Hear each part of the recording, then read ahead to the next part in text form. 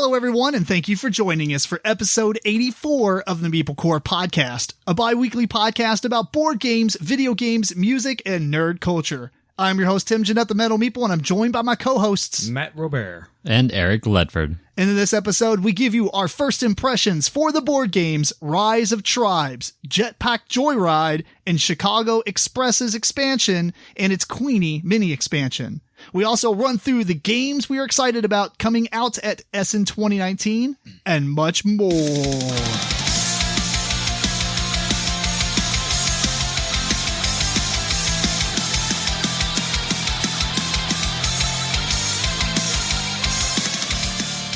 Now, I think I could have made that a little bit longer by saying, and we go over Chicago Express's Narrow Gauge and Erie Railroad Company expansion and the Queenie Nickel Plate Road Company expansion. I just decided to shorten that. That's good. Yeah, that's probably for the best.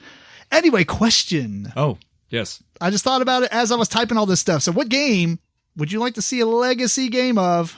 None of them.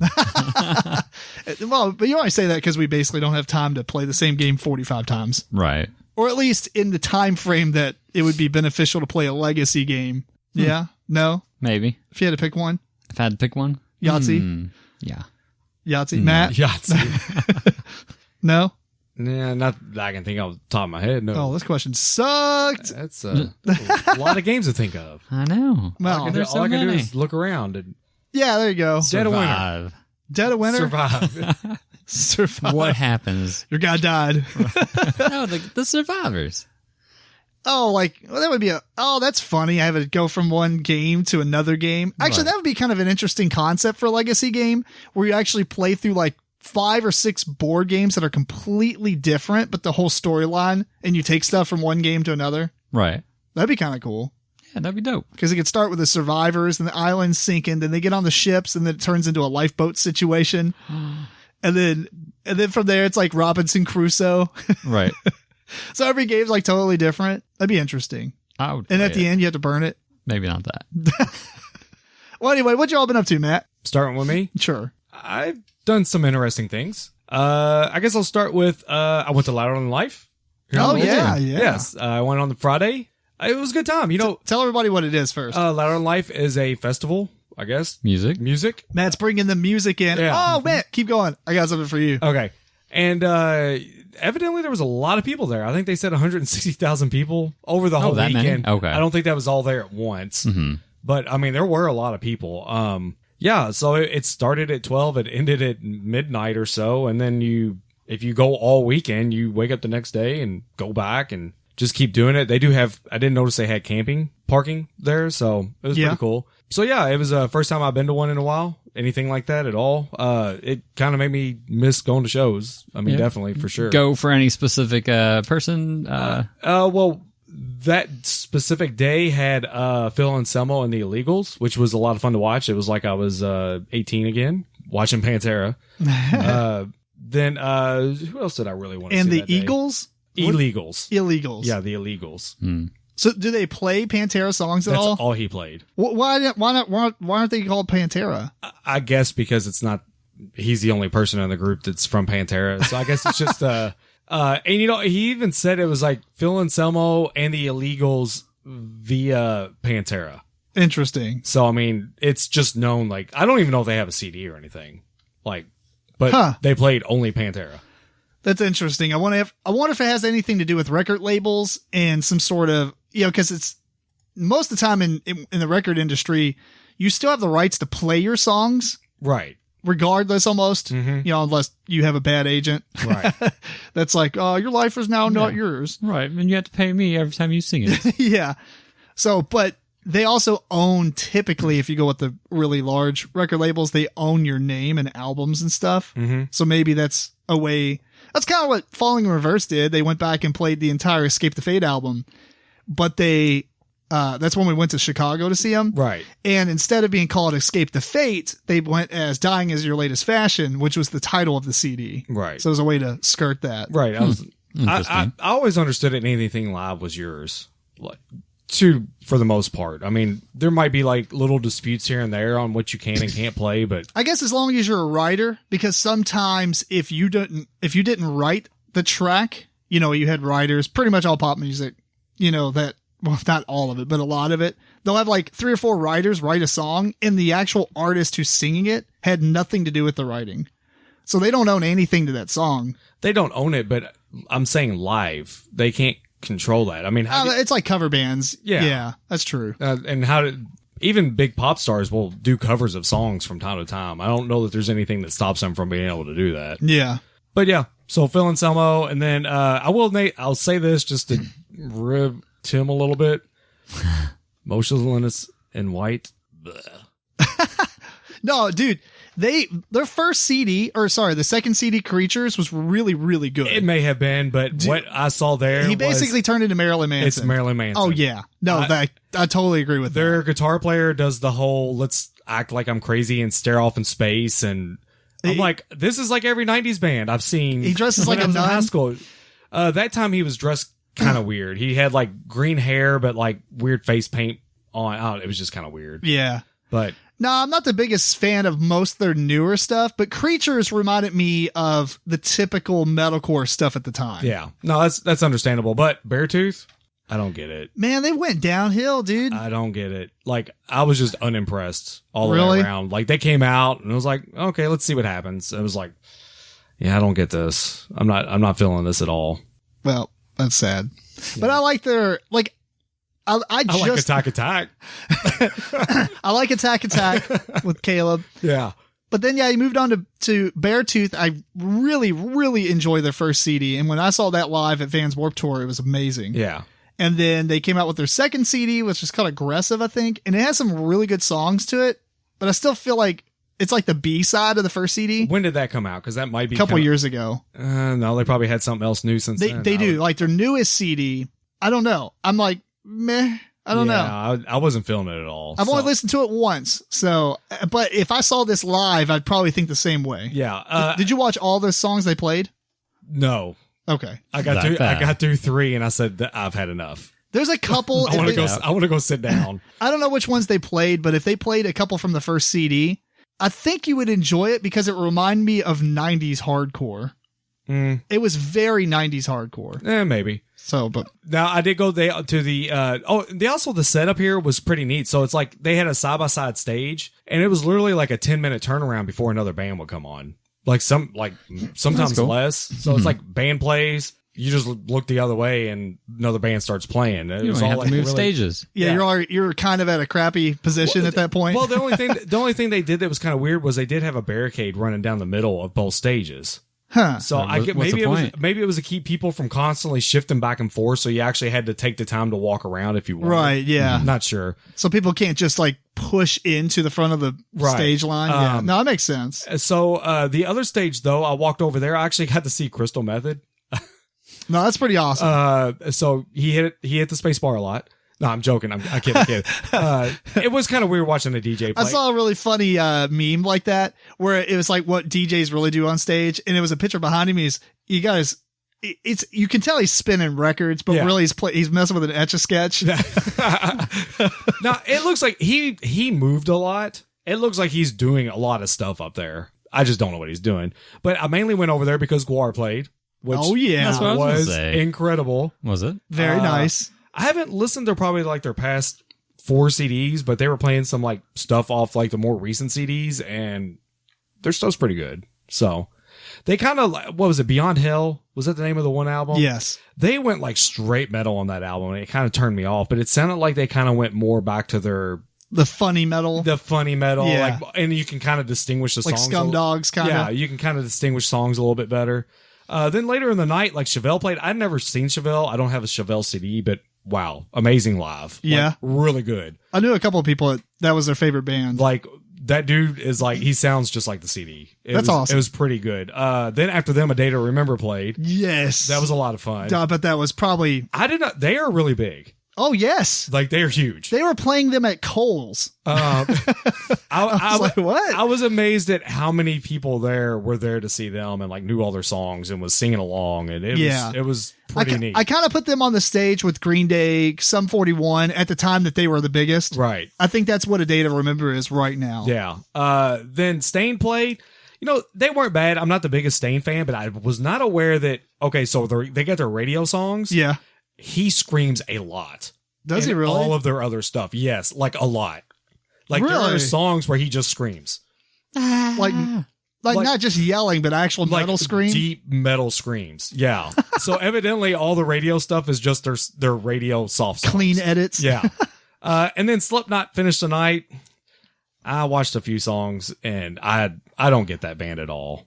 That is not for me. Just not into the 47 drummers? It's a lot of drums going on. A lot of watching them's neat. Their stage show's somewhat cool, but it's just their music is just, and the vocals is very, it's just very quick. And yeah. It drones after a while and it's not my deal. His name's Corey Taylor, right? Yes, Corey Taylor. Yeah, I know. Like he's on the new Falling Reverse song. Did you know that? Oh yeah, he just pops up. His face is, and he's like pretty aggressive there. I actually don't mind him on that song. You have to check that out. Okay, I'll check that out sometime. But yeah, so Louder in Life, that was a good time. Real quick before you move on, if you're new to the MeepleCore podcast and you wanted to hear about board games, I promise you. Well, the format we normally do is we talk about what we've been up to, and we do talk about music from here and there for sometimes very few and far between. Which I wanted to bring up something real quick, Matt. What's that? The episode you missed a few weeks ago, or about a month ago, we talked about in the news that Hasbro now owns Death Row Records. And so they also own like the Hatebreed albums and all that stuff. They bought Entertainment One, which also owns like a lot of other labels, I guess. Right. They bought it because I think there was a couple, what is it? Is this for Drop Mix? PJ Masks, I think, for Drop Mix. I don't know, maybe. Maybe. I guess that would work out that way. Right. Yeah. Double dip. But they bought it because it costs too much to buy the rights, so we'll just buy the company. buy the company. Yeah. That's pretty much what they did. I mean, I think they bought it, if I remember correctly, for PJ Masks. It's been a month now, so I don't remember quite all the details, but they bought it for 2 cartoons IPs. Mm-hmm. I mean, they include all like the Dr. Dre stuff. Right, yeah. And then Hatebreed is the ones I remember, and there's a ton of more. So anyway, I thought that was interesting. Well, if they do some Hatebreed Drop Mix stuff, that would be neat. Yeah, that would be awesome. Yeah. The reason I brought that up is because at that time I was like, man, that one time we're talking about music stuff, and Matt's not. Yeah. It's the one episode Matt missed. Yeah. So it's cool to be talking about. That was probably the weekend we were moving, I guess, if it was about a month ago. Yeah, right. Yeah. Speaking of, I'll go to that one. We put our house on the market Thursday, under contract already. It was under contract Saturday. So wow, it went under contract after 2 days being on the market. So very nice. So it's a buyer's market or a seller's market. I mean, it's seller's market. Yeah, most houses are day of. Nice. If you're priced right and it's a good house, it's going to go quick. If it's on for more than a week, something's wrong. Are you getting kind of what you asked for? We're getting full asking price, and they're paying closing. All right. That's cool. So, there's that. We did a haunted house with the kids. We went to, we did some research. We wanted a haunted house that was good for starting haunted house. Not a bunch of chainsaw things and all that stuff. Scary. Not too scary. They actually enjoyed it a lot. And we actually got to walk through with a local personality, Kelly K. Oh, really? On DJX. Nice. Oh, yeah. Yeah. So, I think I actually follow her on Instagram. Yeah. Is she blonde? Yes, blonde. Yeah. She's been on radio here for 20, 30 years, maybe. Yeah. She's a local personality that everyone knows. It was pretty neat. She was entertaining. It was fun to see her get scared and her reactions and everything. Watch some movies. The one I will talk about is Terrifier. This is about a clown that murders people.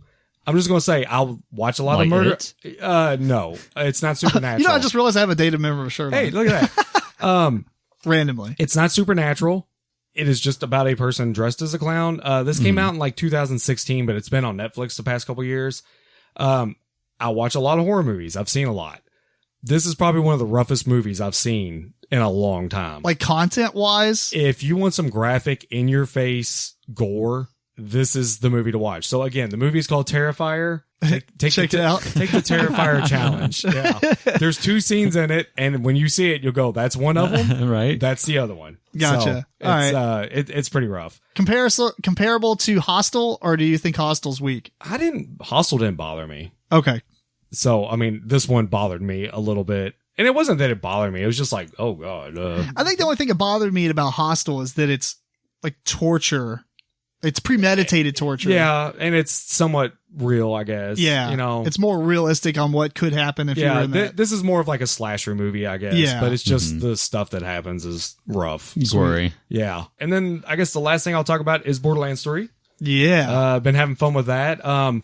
They're changing the way they do things a little bit. The game itself, though, is changing or changed because of this version. Well, I'll get to it here in a second. Okay. So the game is a little different. It has some of the cooler things that they put into it, though, is like there's a missed loot box that you can go to. So like if you didn't pick up a weapon, it fell off a cliff or something, it'll show up in this box. Mm-hmm. Oh, that's cool. That transfers between characters too. So you could like play with a like super maxed out character, leave the weapons in there, and like have a lobby, like a new character, go get these guns and just go sell them and have like all kinds of cash like instantly. They're level restricted anyway, so it's not like you're gonna. They can't use them. Yeah. I think though the one cool thing though is if you do take that gun and mail it to someone, it will scale to their level. Oh, that's cool. So if you got friends, you get like some like rare that they're wanting that'll help their class out a little bit better. You can mail it to them, and then it'll just go up or down to their levels. As far as like things different, I don't know, but one of the big things they're doing like this month is October, so they're doing not really DLC content like they used to. Yeah. They're doing events. Okay. So like their Halloween thing will last for like a month from like the end of October to November, but like the things you get, you can only get them during that time. And they also said that they're not going to do any new characters, probably because they're doing that kind of stuff now. They'll have to kind of keep up with that. Focusing more on that. Yeah.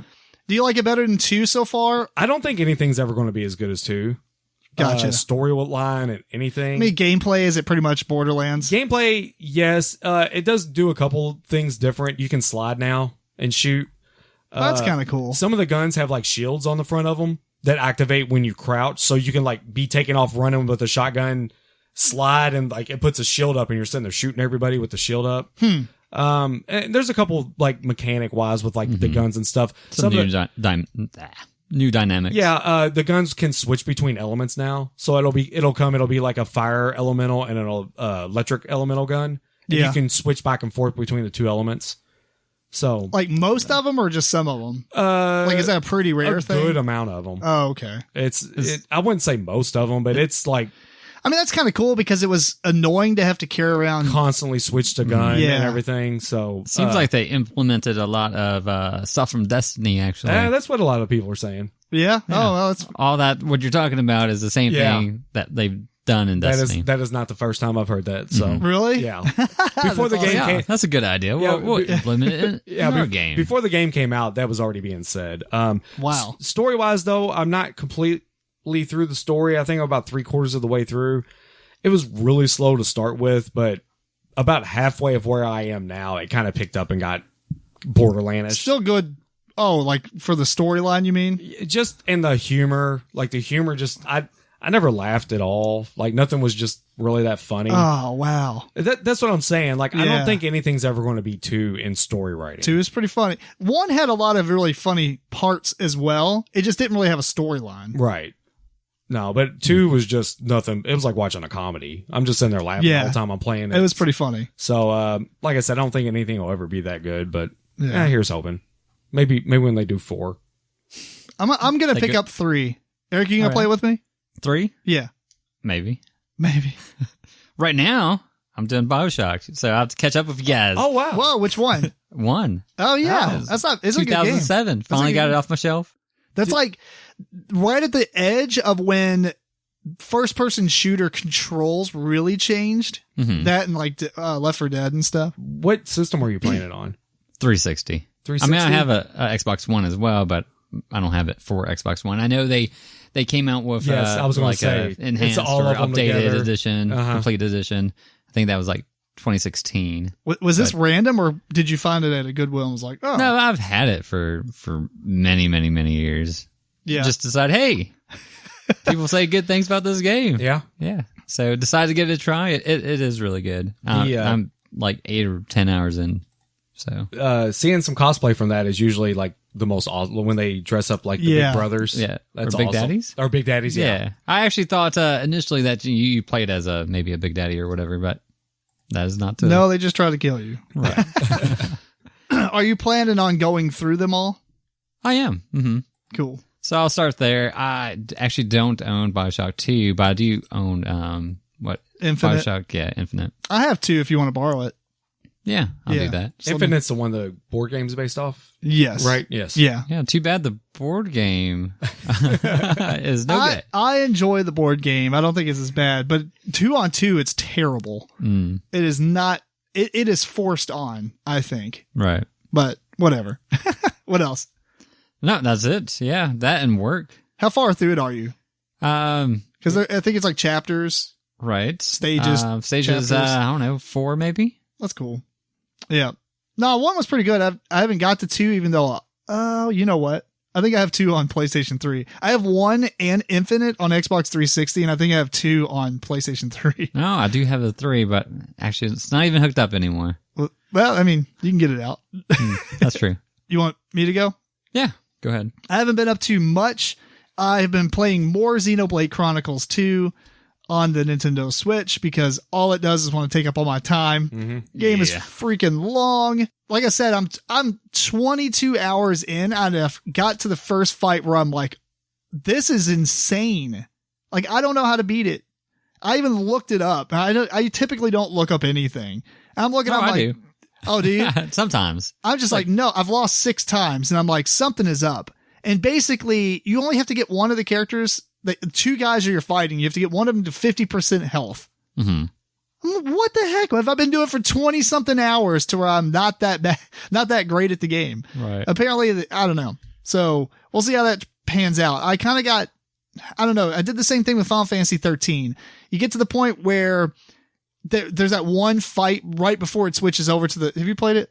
I played a little bit of 13. Yeah. At one point it switches over to like you explore around the countryside world type of thing. Because it's like a super linear game up until then. Yes. You fight this incredibly hard battle before you move on to the second half of the game. And I feel like this is what it's doing. And I don't know.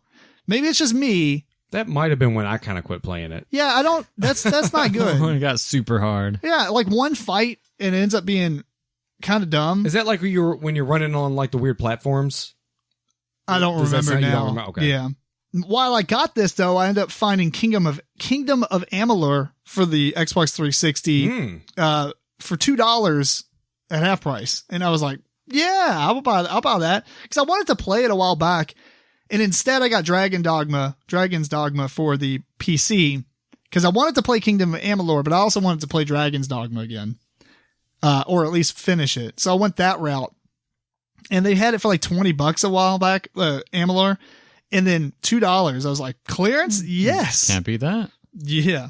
And then other than that, I went to a farm. It's Gallery Farm in like Shelbyville, Kentucky. Mm-hmm. And it's kind of like a Huber's where it has a bunch of kids' activities and stuff. And it was like family time. And they had this corn pit. It's kind of like a sand pit, but it's all just dried corn. Mm-hmm. And it's literally like 3 or 4 feet deep.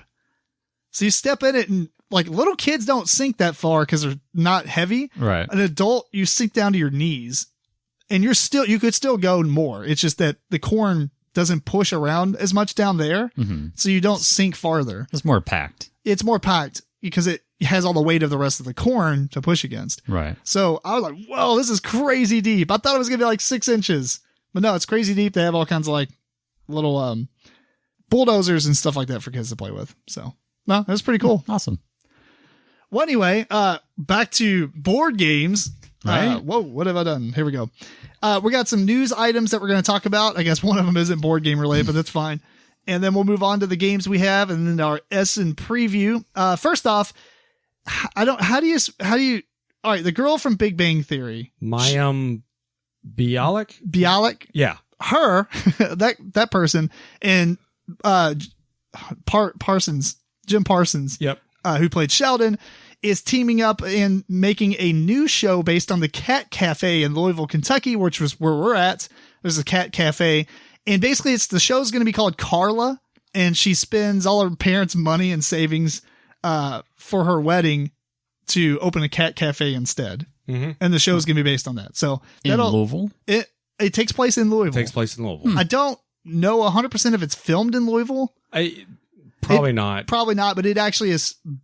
It's, going to be based in Louisville. I would picture that they'll probably have special times where like she goes to the Derby or something. And they might film that part here. Or they'll go to Churchill Downs or some of the, because that was kind of what a lot of people were speculating, like where are they going to go, to kind of represent Louisville. Right. So like you would think there, I would imagine it's probably based in the Highlands if they actually researched Louisville on somewhere it should be. Yeah, exactly.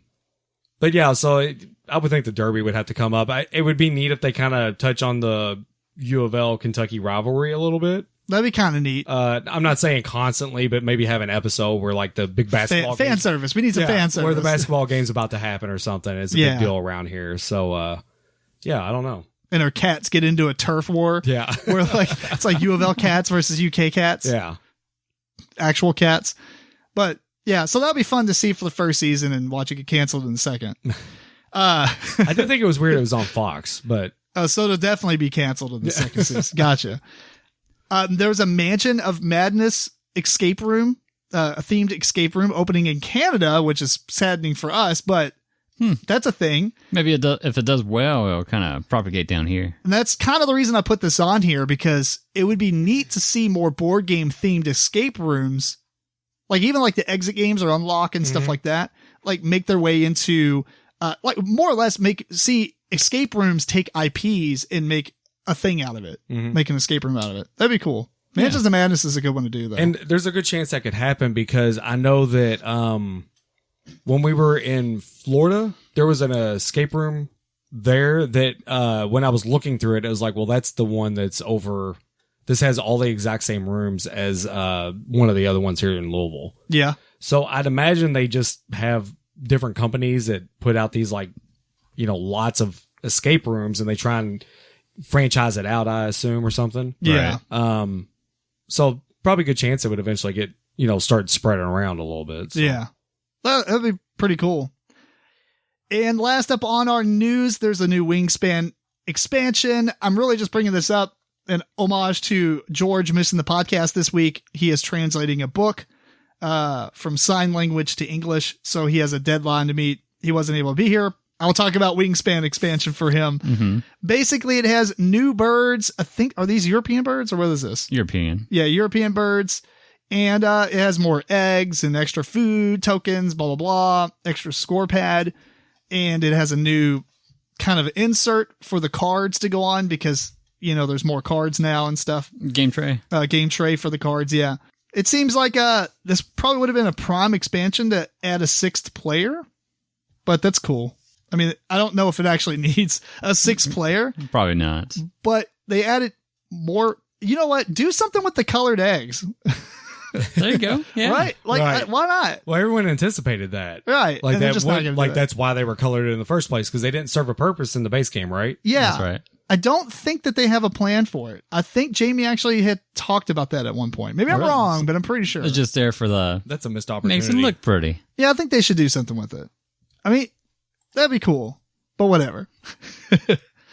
All right, anyway, we got 3 games, but before we talk about the games, we're going to plug our Humble Bundle. If you want to support the show and you want a bunch of games or books or any kind of software, check out Humble Bundle. More importantly, go to MeepleCore.com and click on the blue link that says Humble Bundle Partner Link. When you do this, anything that you buy on Humble Bundle will be able to put a portion of it towards us, as well as charity, the developers of whatever's on your bundle, and other things such as Humble Bundle and other stuff. So it doesn't cost you anything to do that, to support us. And I've been such a huge fan of Humble Bundle since I learned of its inception, I believe, like the year it came out. I didn't buy any of the first bundles, but within like 3 months, I was like, I'm on this. And so I've been using it since it was launched, and it's just awesome. So I always want to plug it, even if we're not going to get anything out of it anyway. But right now, there is something really cool if you are designing any kind of board games, specifically card games. There is a Make Your Card Game bundle. It says, play your cards right with a bundle full of assets, perfect for creating the card game of your dreams. Assets in this bundle have an extended license that allow you to develop your own digital or physical card games. And there's all kinds of stuff on here, such as just artwork for icons. Like there's an RPG professional badges, which are if you think of ability icons in RPGs, there's a whole set of those. There's some tabletop related icons. There's icons for different coins that you can have.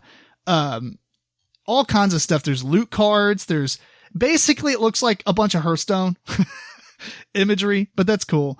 Bunch of badges, banners, all kinds of card art that you can use in your games. And for $20, you get an amazing amount of stuff. It is kind of ridiculous how much stuff is on here, asset-wise, especially depending on the asset extended license and what you can and cannot do with it. So check that out. There's other things on here as well. There's the Humble Bundle Monthly where you get some games. I think it's Call of Duty World War II and Crash Bandicoots, and Sane Trilogy and the Spyro Reignited Trilogy when you subscribe. And it's $12 for a month. Cancel at any time. So check out MeepleCore.com, click on the Humble Bundle partner link, and help support the show, help support charity, get cool games. We got 3 games to talk about this time. We've got the Chicago Express expansion and its Queenie expansion, Rise of Tribes, and Jetpack Joyride. So first up on the podcast, we're talking about Chicago Express's expansion, Narrow Gauge and Erie Railroad Company expansion, and the Queenie Nickel Plate Road. And it's designed by John Borer. No one drew this one, and published by Queen. Tell us about it, Eric. All right. So, starting with the expansion first, it has 2 mini expansions in the box. One is the Narrow Gauge. That expansion is all about putting out tracks that are going to block other players. So you put these orange tracks. They go on 9 specific cities throughout the map. Once these cities are built into, they unlock. They go into a pool that then you can use an action. And instead of using that action, you're going to use an action to put out these orange train tracks. And they can go into the forest areas. They can go into the mountains, and they are there to block the passage for another train, or make it harder for another train to, get through there. They have to kind of divert somewhere else. So that's that expansion. The other one is Erie. This is unlocked once you get to one of these 4 cities that kind of go down the middle of the board. Once it's breached, then you start an auction to give out the only share of the stock. Once someone has that share, it starts, I forgot the city name where it starts, but it starts off at the northern middle section of the board, and they get to kind of decide if they want to go to the right towards New York, or they can go to the left and go towards Chicago. So they are the only ones that get that stock, so they have all rights to it. That was the purple trains. I think purple was nickel. I forgot the color of Erie. I think it wasn't black, but I forgot the color. That's brown. Maybe. So the last one is the Queenie. It's Nickel Plate Road. I believe these were the purple tracks. Once you get to Chicago, the turn after, you're going to do an auction. And it's another railroad that you actually don't even get one. No, you do get one share of it. But whoever wins the auction to get the share puts down all 12 of the tracks as you see fit. However, there's a couple of stipulations. You can't go to a certain city. You can't go to anywhere there's a forest or a mountain. So it's not really meant to, put a block anywhere, but it does make wherever you're going to go more expensive for other trains. So those are the 3 mini expansions that we're going to talk about. It is brown. Oh, brown. There you go. I only wanted that because I don't remember the names of the railroads, but I remember the colors. Yeah. Mm-hmm. You know what? The one thing is, I will say that the orange railroads, which is narrow gauge, they are the blocking tracks. I think they're useful. Maybe if you played it a whole bunch of times with a lot of really experienced players, it can be cool. We didn't end up using it a lot in our game, but there were a couple of turns when they could have been used really well. Exactly. And I think that was just a lack of foresight. Other players. Yeah, I would have used them. Hopefully, I would have used them if I've seen a good opportunity for them. However, the times where I got to use them, I couldn't be backed up by somebody else. So I think if you have a partner somewhere and you're trying to stop someone in particular, you can be like, all right, I'm going to put one here and you put one here. That's going to really make, they have to divert off pretty far. But sometimes in certain situations, if you can only put one down, they might have to divert one over, and it doesn't really slow them down too much. Right. There was only 2 situations I saw that I wanted to use it, but it was just easier for me to place more railroads. Yeah. Because right. I don't know, like you can jump down from like a north train, down to an industrial city. Right. But then I just want one space below it so nobody can enter into it with the way that everything else was going on. Mm-hmm. So that was kind of disappointing. I mean, it would have been nice if like you can use them, like maybe if everybody started with 1 or 2 and then you can use them whenever. But you burn your entire turn to do it. You do, but I don't see a big problem in using a turn to do it, because a lot of the turns they just give you incremental gains. They might increase that stock 1 or something. Yeah, which that's a lot of times not going to even get you $1 at that point. So a lot of the things that you're doing are going to give you, smaller gains. So to use that gain instead to, divert or stop someone from having a big push somewhere that you don't want them to be would be more beneficial. Yeah. Nah, overall, I thought they were okay. Like, they're in it. And, if they weren't in it, that's cool. If they're in it, that's cool too. Right. Probably better if they're in it, I guess, just to have the ability. As an option. In this way, you don't have to use one of your trains, because in Chicago Express, you can only put down tracks or put down trains that you have a stock in. Right. So in order to kind of divert off to maybe stop somebody else, that spends your money.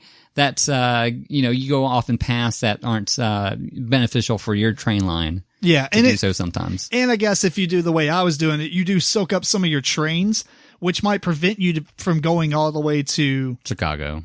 Well, whatever is it Chicago? Yep. Fair enough. I thought it was something else. You sure it was? I guess it was Chicago, because Detroit's rule. Detroit, yeah, you're was right. the industrial city to the northeast. Every time I played this game, I've been on the upside down version of it. So I'm facing the map from the north end, and so south is my north. It really messes me up because it really doesn't resemble the U.S. at that point. Right. But then I look at the pictures and it's back the normal way, and it makes sense. So I don't know what you think about the other. Erie? Yeah, the Erie. So Erie, it opens up midway, kind of midway through the game, I guess. I did like it, although there's only one person that's going to get that track, and it kind of almost takes them out of the game, because they're going to be not really out of the game, but they'll be more focused on that. Right. It's going to be for their most benefit to mooch off others, building up their other tracks, while they alone get this one track to kind of to expand and get the most benefit from. Yeah. So that part of it kind of changes some alignments, which was interesting. Yeah. So I didn't mind that either. And then there's queenie? called Nickel Plate. Now this one, it's more of an end game track that comes out. The first person to get to Chicago, the turn after, you're going to put out this track.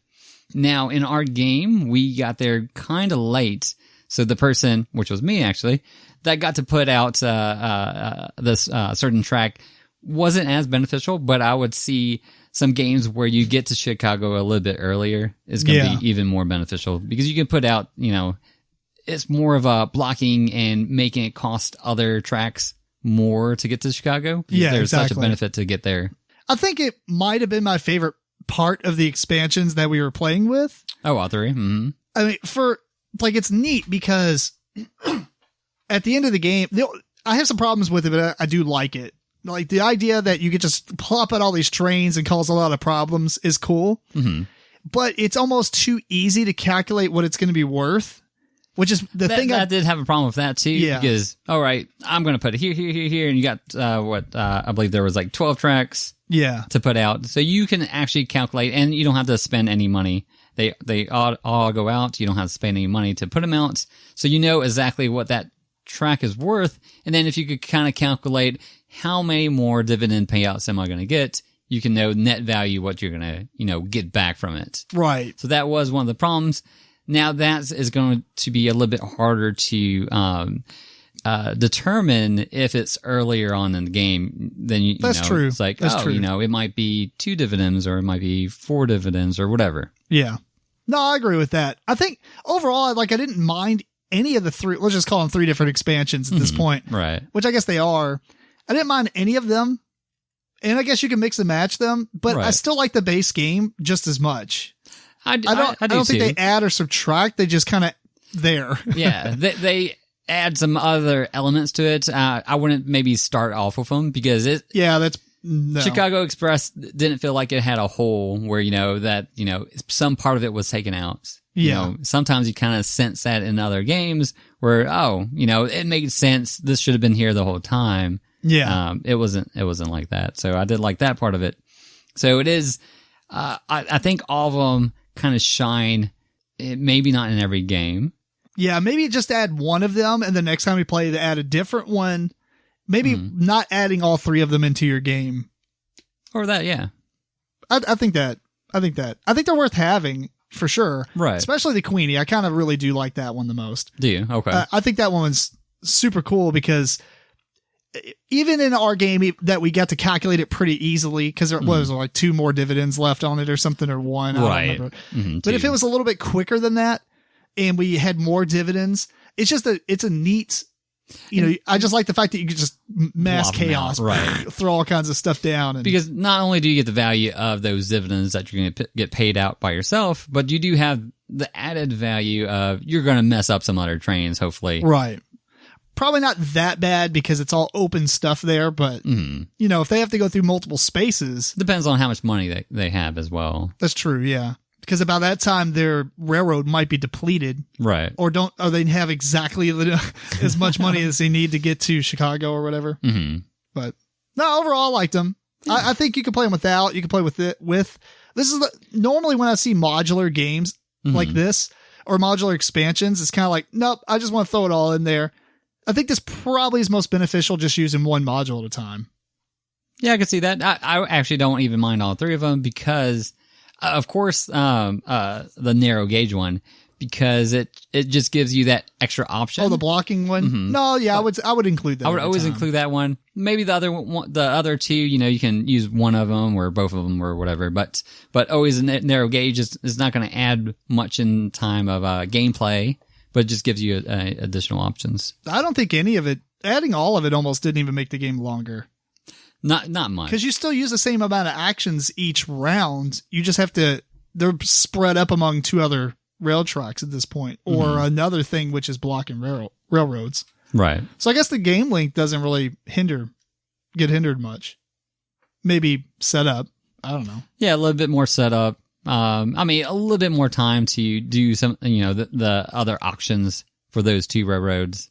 But no, that's true because they go on a turn, right? Right. Yeah. Well, not too bad. Either way, it's a good expansion. I think that I would be okay playing it without it as much as I am with it. Mm-hmm. And I'm kind of including the Queenie. Right. Yeah. All together. Mm-hmm. Yeah. So yeah, definitely not a, I'm always going to play with it, but I did like having that option and I would probably play with it more than not. Yeah.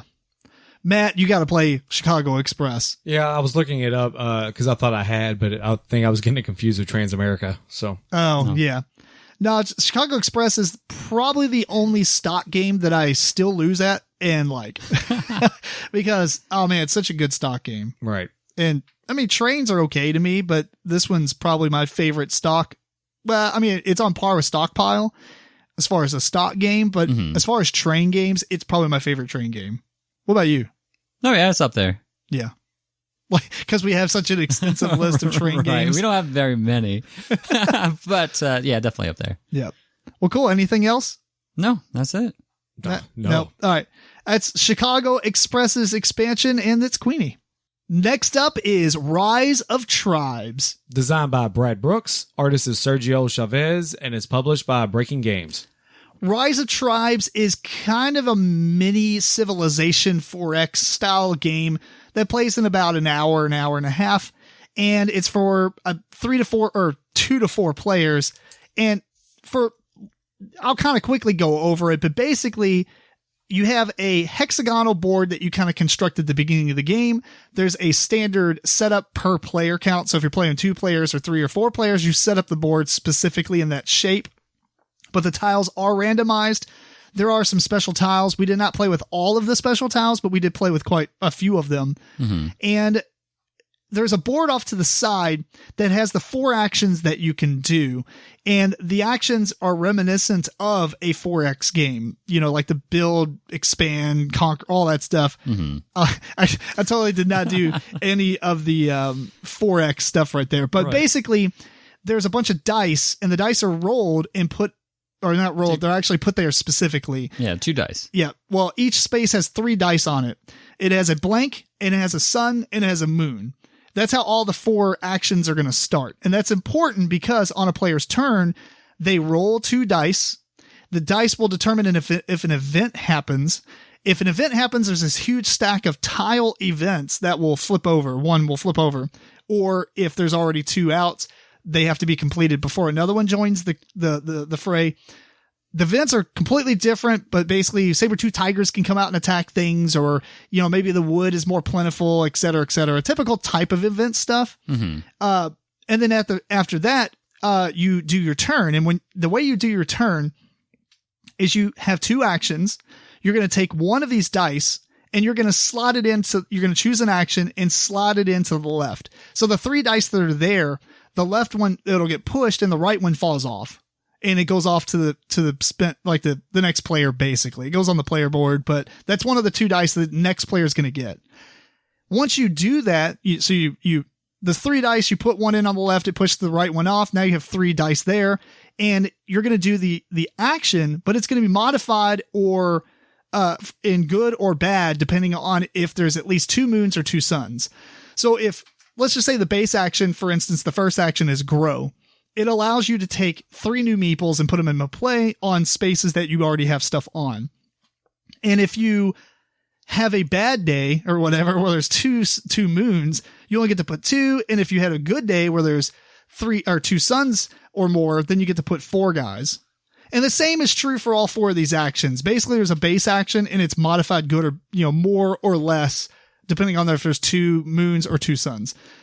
There's the move, which allows you to move 4 guys. You can move 2 or 6, depending on if it's a good or bad action. There's a gather, which will allow you to choose 2 different tiles that you have presence on and extract 2 resources from those tiles. And, you can do more or less depending on the moons and suns. And there's a final action, which will allow you to, everybody has a deck of achievement cards, pretty much like goals. And you get to draw new ones and put them into play, like 2 of them or more if you get suns. And those are how you're going to score victory points. And the whole point, I think if I remember correctly, I think it's 15 victory points. The first civilization to get to 15. And what's interesting, well, we'll come back to what I think. I don't know why I'm jumping the gun there. But you're basically, the idea of the game is to move around, get these, spend your resources stuff to on these different, achievement cards to get victory points. You can also, the combat, the way that works is if you kind of end your turn in an area where there's every hex has like a population of 5. And so anytime there's 6 or more meeples in a space, it kind of does this battle system that's reminiscent of, I think Mammoth Hunters did it, but I don't know. I mean, plenty of games probably has done it, but we haven't played many that have done it. Right. But basically everybody loses a meeple. If there's still a conflict, everybody loses a meeple. If there's still conflict, everybody loses a meeple. And eventually it goes down to where one player has people on it. Or, yeah, for lack of a better description, there's some more that happens. But basically that's what it happens. Like if all 3 of us were controlling the same tile and we had like 8 people there, we'd all lose a meeple, and there's 2 left. Maybe that player has both meeples, so that player is the only thing that's there anymore. So combat's pretty simple and quick to resolve. And that's pretty much it. And then you move on to the next player's turn. Turns are super fast. I mean, you just do your two actions. Your actions might be determined more or less by the achievement cards that you have out, or maybe the events that are in play.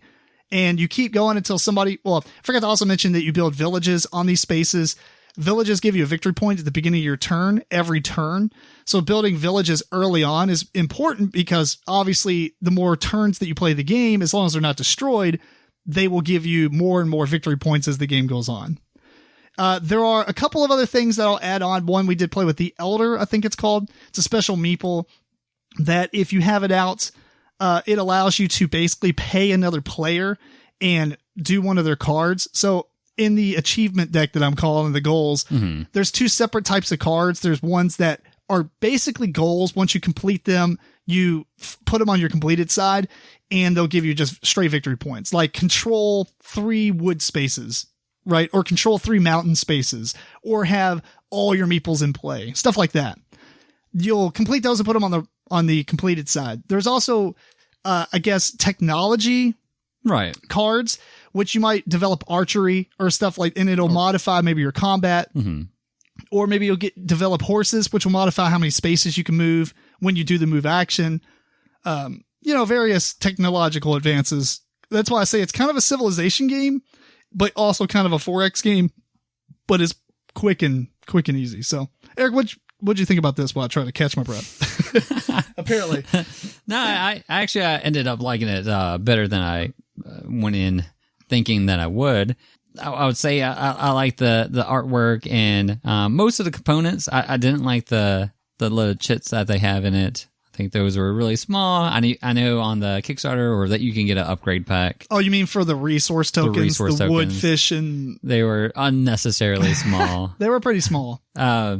Other than that, components were really nice. I like that the actions were pretty simple, and what you're doing overall is pretty easy to teach and pretty easy to understand and straightforward. So you do have 2 dice that you roll. You could kind of determine where they go, but that kind of might be modified on what dice or what icons come up on your dice. So if you have a sun and you put it right next to the sun, that's going to be beneficial for you, but that's also going to be beneficial for the next player that goes there as well. So that's another, do I want to go there and put a sun there? It'll be good for me, but it's also going to help the person to my right here or left. Yeah, possibly, because the first 2 icons at that point could be a sun, so they can put anything there. Yeah, they can put a moon there and still get the better of the actions. Yeah.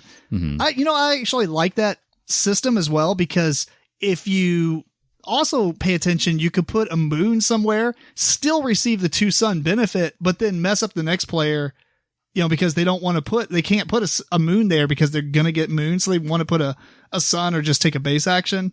It's kind of, it's a little bit more interplay on your action selection. Yeah. I'm not saying it's super deep, no, but it is a fun thing to do. It's a little extras there, but not much. I did overall kind of like the conflict. Usually I don't like those types of games where it's kind of hurtful for you to be in any kind of conflict with anybody. It is nice to go in with a superior army and take less casualties or maybe no casualties. But in this game, you're always going to take the same amount of casualties. Everybody is getting beat up. Right. Which actually, sometimes that's kind of nice because you can share spaces. And, at the beginning of the game, you're just, you're chill. Everybody's doing their thing. We're sharing resources. And then by mid game, it's a brawl. Yeah. Yeah. End game, nobody has meeples left. So it does make that have all your guys out thing really hard to do. Oh, yeah. Yeah, if you do that maybe early on or something, but mid game, late game, it's really hard to do. Yeah. One thing I didn't mention is the fact that each tribe that you play also has the ability or has 2 special abilities that you could play with. This is kind of the advanced mode, where you choose a tribe, they have a card that comes with it, and you can choose one side or the other, and it's a special asymmetrical player power. Right. And what did you think about those? I liked them. I'm not sure if they're totally balanced, but I did enjoy having my own ability that kind of made me a little bit different than you guys. That's fair. I think asymmetrical player powers are a hard thing to judge at first, because some of them are more noob friendly than others, and they give off the appearance that they're more powerful. But then after a few games, somebody plays that one that you thought was weak and destroys you with it. Right. Like, all right, well, that's an advanced style asymmetrical player power. But I really liked them. I don't know if you necessarily needed to make it to where you only get one of the 2, or even like bind them to any tribe in particular. I think that's only for like fluff. I don't know why you couldn't just have like a whole deck of player powers and just get 2 and pick one. Right. You probably could. Right. I don't. Yeah, it works out just the same. Yeah. I think my favorite part of the game, though, has to be the events. The events were they were kind of unique. So yeah, everyone that comes out, like I was telling you, one comes out, it's a saber-toothed tiger that spawns, and he's just gonna wreck stuff around him. Or maybe there's a mammoth that you can hunt, and you get extra food from it and stuff. And then there's other ones that are just kind of basic. Like anytime, like there's one that I think you build canoes and it allows you to move over the river terrains, which is pretty hefty, or pretty hefty. It's pretty important because it movement is kind of restrictive. It is. And that is awesome. Unless you're playing the player power that gives you the boat and you can fly around the world. That thing's crazy. So that's one of the ones we were talking about. That one's pretty good. Because normally if you're on, the outside edge, well, I mean, there's only so many tiles in the middle in a 3-player game. But if you're on the outside edge, you kind of have to traverse the whole landscape to get to the other end and maybe contest somebody who's doing really well. But that player power allows them to just jump on a boat, fly around the outside. So you can't just reach the middle, basically. I think if I was right, it's not just with one character either. Oh, it's like, I think a tile or something. Yeah. Everybody on that tile gets to move over. Super powerful. Yeah. Also like that in games, I liked the ability to mooch.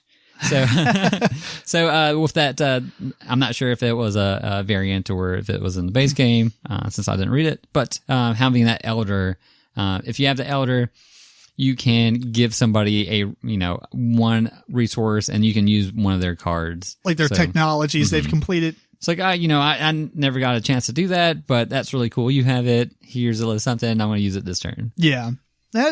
That was part of the base game. It's just part of the advanced rules with the special tiles. Typically, there's only 3 different tiles, and it's the 3 different resources. So you got mountains, you got rivers to get fish, mountains to get clay or something. I even remember rock or something. And then wood. Or, I think it was rock. Yeah, and then forest to get wood. But there's also some of the ones we played with will allow you to get extra resource anytime you extract resources from that tile. There's other ones that you have to have so many population there before it'll actually provide anything, and it's because they're more desolate. And there's one that's a glacier that starts off on a mountain. You have to kind of do some stuff to get rid of it before you can actually utilize that terrain. So there's a lot of cool things. There's also even an event tile that comes out in a volcano. Just one of the mountains explodes into a volcano and stuff happens. The events are crazy different. I mean, there are some that are very similar, but it felt like every event coming out was totally different stuff. Right, which was very nice. Oh, yeah. Yeah.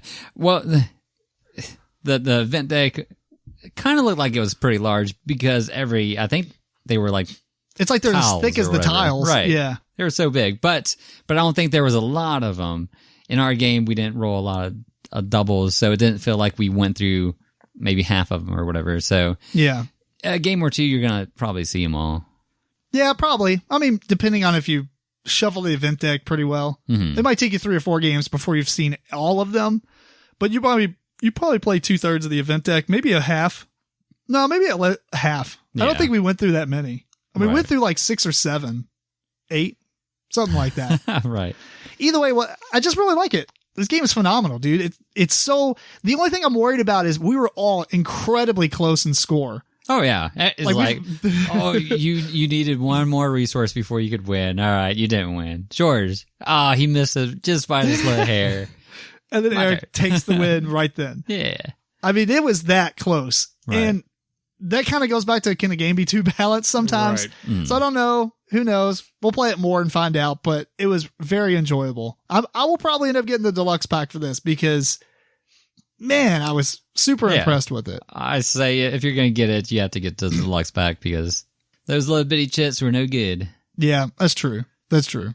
You know, it is worth mentioning that we did receive this as a review copy from the publisher, but, you know, we just stayed our mind anyway. So nothing, we're not trying to sugarcoat anything. The game is really good. And I don't know. I think it'd be cool to play it with more of the detrimental spaces because there'd be more of a fight over the good, better spaces. Yeah, I mean, it does change up the gameplay a lot. It would be neat if the game had some sort of different layouts because all the layouts are the same per player count. Oh, is it? Yeah, I mean, you still do shuffle up all the tiles and then lay them out differently. But it's all the same shape, configuration. The configuration is the same. But I mean, I guess you could do that differently if you wanted to. Because when you start the game, you pick kind of a location where you're going to start. Right.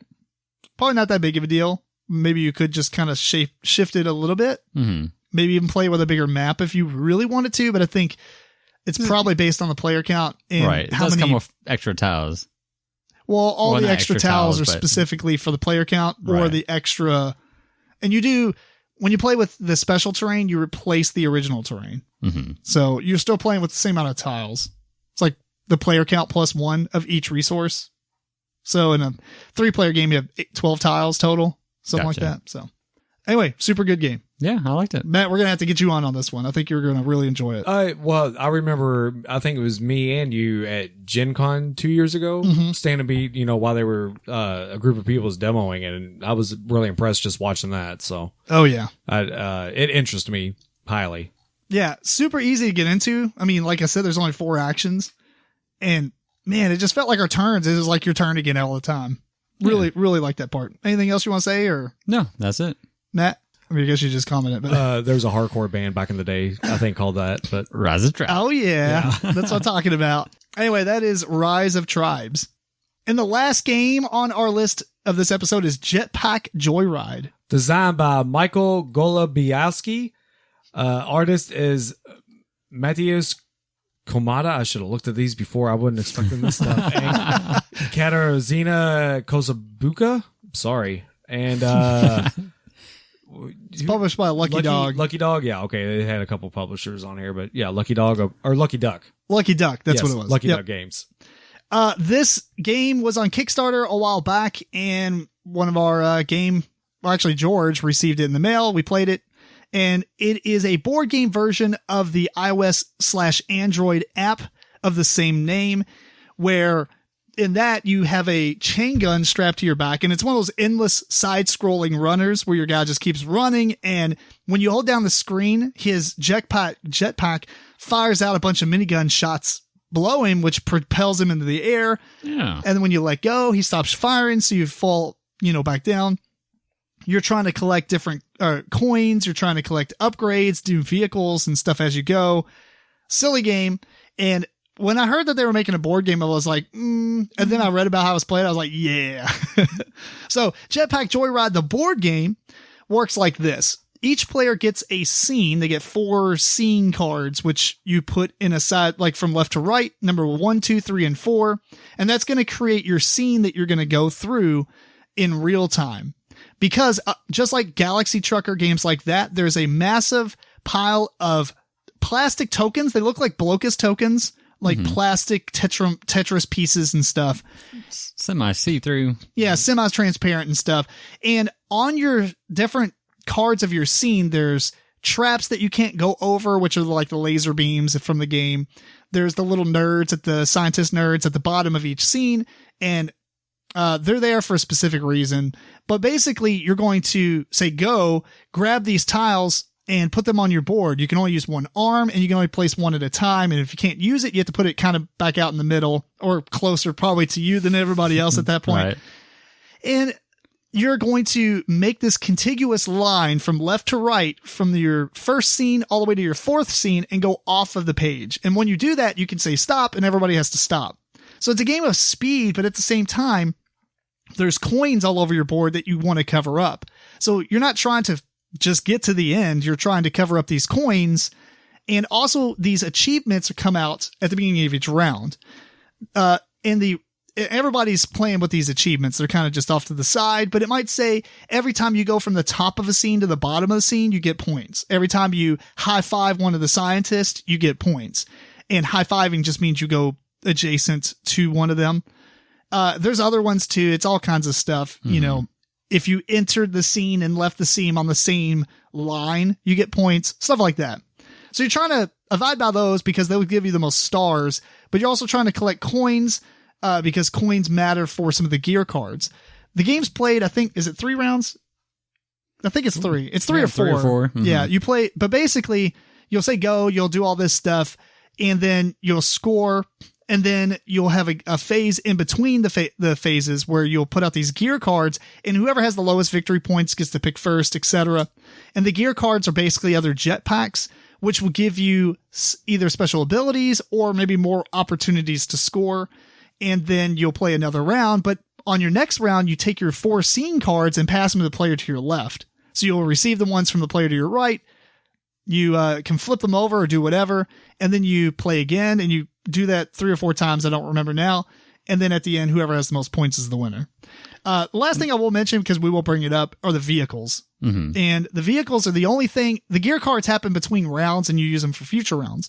The gear cards, there's actually some of them in the middle of the table, and there are special shapes of Tetris pieces that don't show up in the actual normal pile. Mm-hmm. If you put one of your tokens, or not tokens, but Tetris pieces over top one of these upgrades, you will get to pick one of those in real time off the middle of the table. And when you use those, basically they, I believe they allow you to go over top of hazards. Right. And they also collect any coins that are adjacent to it, not just when you cover them up. Right. So it's an easy way to collect coins without having to go on top of them. And I always forget to use them. That is true. So did either of you all play the actual app game? Mm-mm. No, I didn't. Or have you played it since you played the board game? That is what I was going to say. I meant to, to carve out some time to actually download the app, try it out. I know it doesn't take very long to do so, but no, this week was pretty busy. Never got the chance to try it out, but I would imagine it implemented it, everything pretty well to the game. Yes, it was very well. I mean, wow. Like, the fact that it's real time is also really cool. There's not a whole lot of games that do that, grab everything from the same pile in real time, and I really like that.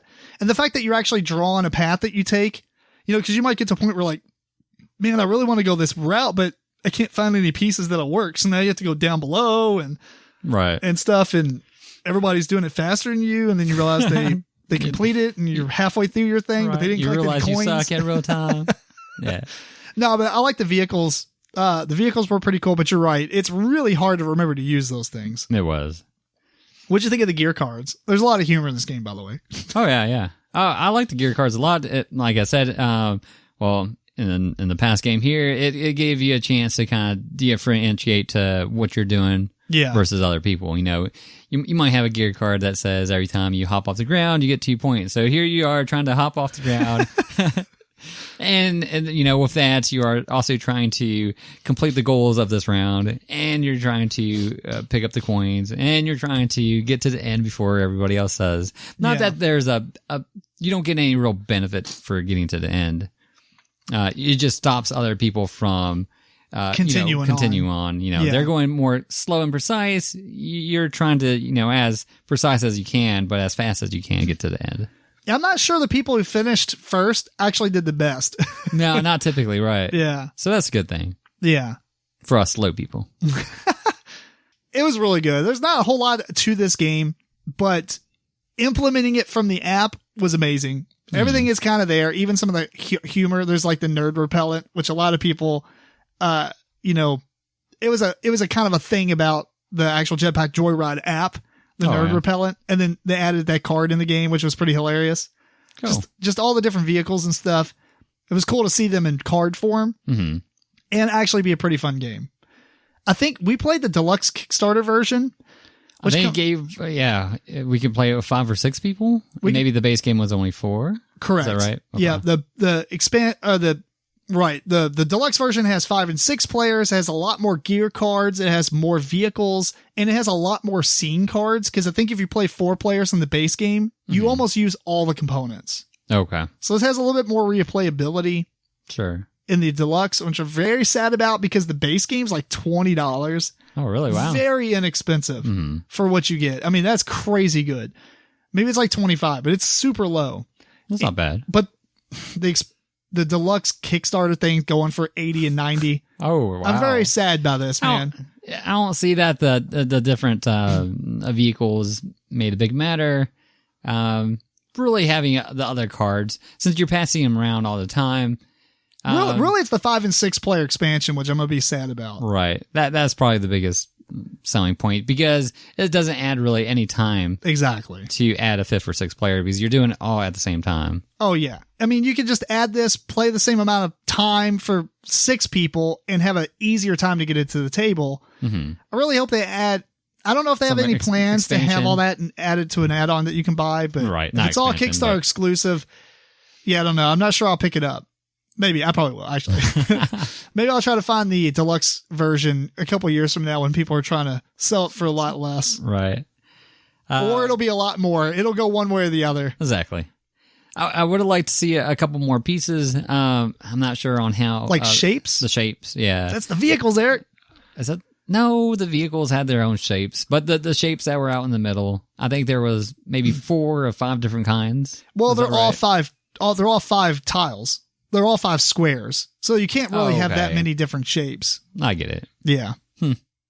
But I wouldn't mind, some 3 squares or some 4 squares in there.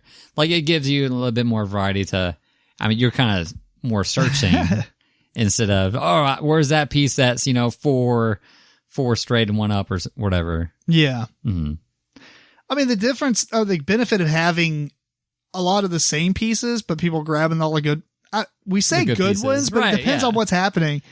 But yeah, you're right. Like certain shapes you're really looking for. You're like, where are they all at? And everybody's grabbed them all. Right. I don't know. I kind of like it how it is. I do like the vehicles being different shapes, though. That was pretty cool. Mm-hmm. Like some of them are squares. Some of them are just straights. Because there are no straights in the game. Right. It's always like an S shape kind of deal. Well, maybe not S, but yeah. It goes up 1, goes over 3, and then up 1. Or something. Or like up 1 and over 4. Mm-hmm. Like there's none that are perfectly straight. Right. Yeah.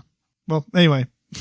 Not much else to talk about the game, but Matt, does it sound cool? That sounds all right. Yeah. Sounds chaotic. It's kind of chaotic. It's super fun. Yeah. For a real-time game, it wasn't too bad. Yeah. Well, cool. That's Jetpack Joyride. So it's time. I think this might be the 3rd year, Matt. Is that right? The 3rd time we've done this one? That sounds right. Our Essen preview where we talk about games that we're not going to see until further out because we are not attending Essen.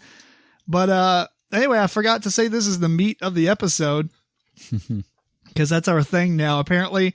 And anyway, we've got maybe 10 to 12 games a piece that we're going to talk about. The ones that caught our eye. Obviously, there's about 12. There's 1,150 games or so. Too many. That are coming out. Now, a lot of these have came out at Origins and Gen Con. These are the German releases. But there are a lot of games coming out in Germany that, have not made it stateside, and they won't probably until mid next year, or maybe even later than that in some cases. So we're going to go through the games, and I don't know, who wants to start? You want me to start? Sure. That's what's happening. Do it. The first one I'm going to start with is 50 Clues. All right. I've kind of seen this at like Goodwill's, I think. What? Something like it. No, well, maybe it's something now. I know it's a different game, but yeah, something like it, right? But this is a new game. There's actually 3 of them coming out at a time. Basically, they're Unlock the card game, and with a little bit of differences. There are 3 of them. There is 50 Clues: The Fate of Leopold, 50 Clues: The Pendulum of the Dead, and 50 Clues: White Sleep. I didn't actually read what they were about. As far as like, I don't think it says anything about the actual theme of each one or whatever. But they're basically different cases or whatever that you're gonna solve.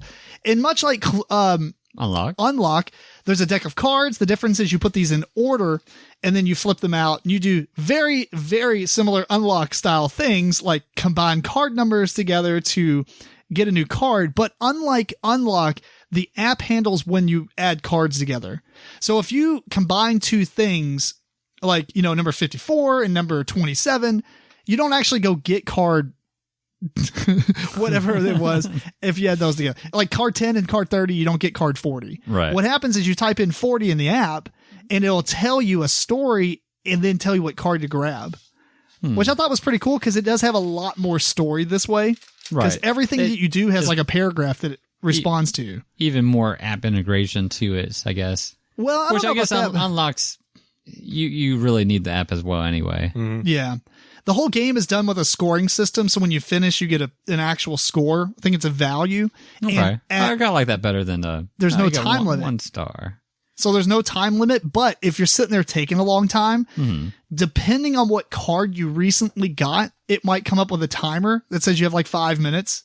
And if you don't finish it within the 5 minutes, you take a penalty. It just tells you. All right, but you can just keep going. Okay. So I guess like maybe if you're playing the story and it's, kind of like, oh, you're trying to investigate, and then all of a sudden something's happening and you need to run from something, that might be a time when a timer comes up. So it's more story driven, I think, than Unlock, or at least it seems to be. And man, it looks really cool. I'm not a huge fan of the artwork, or at least on the overview video that they showed. It's very black and white with red. Okay. And it's, I like the full color art. Yeah, me too. Yeah. But overall, it looks like it's going to be pretty cool. I think this might be a set of games that I end up getting because I like Unlock so much. Right. And the fact that they're not timed will be good for us. Yeah. We go overtime every time. Yeah, exactly. All right, Matt, what you got?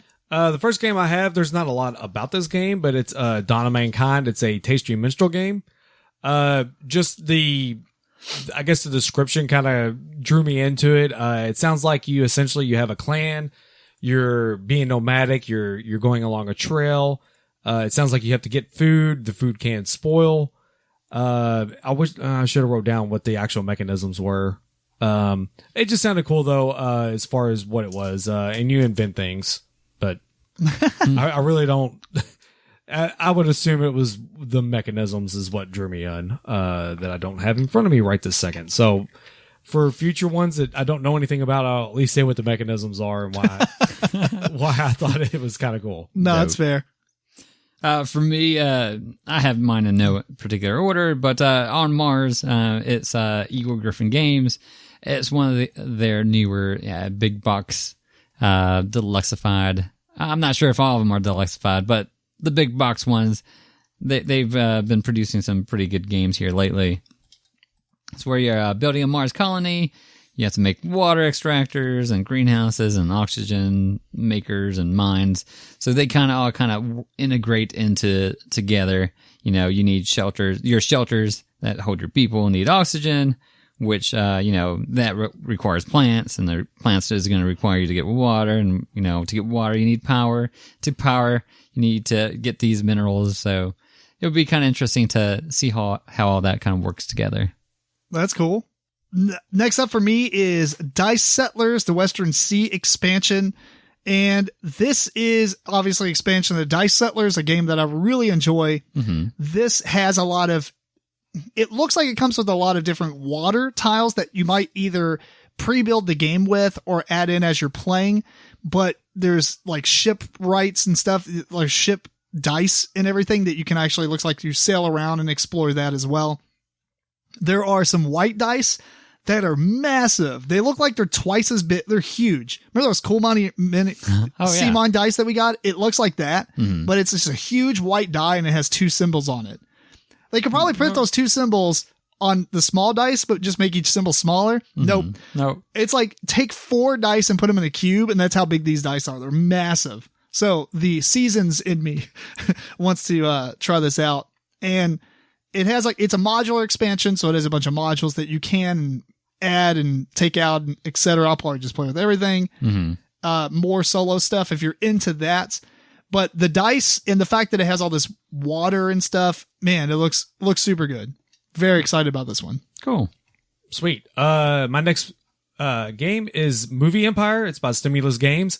Sounds more like a guilty pleasure game for me, but it seems like it has a little bit more going on than usual. Essentially, you are trying to make a movie. There is a pile of cards that will kind of dictate the market for what people are interested in, if they want an action movie or a thriller or suspense, whatever.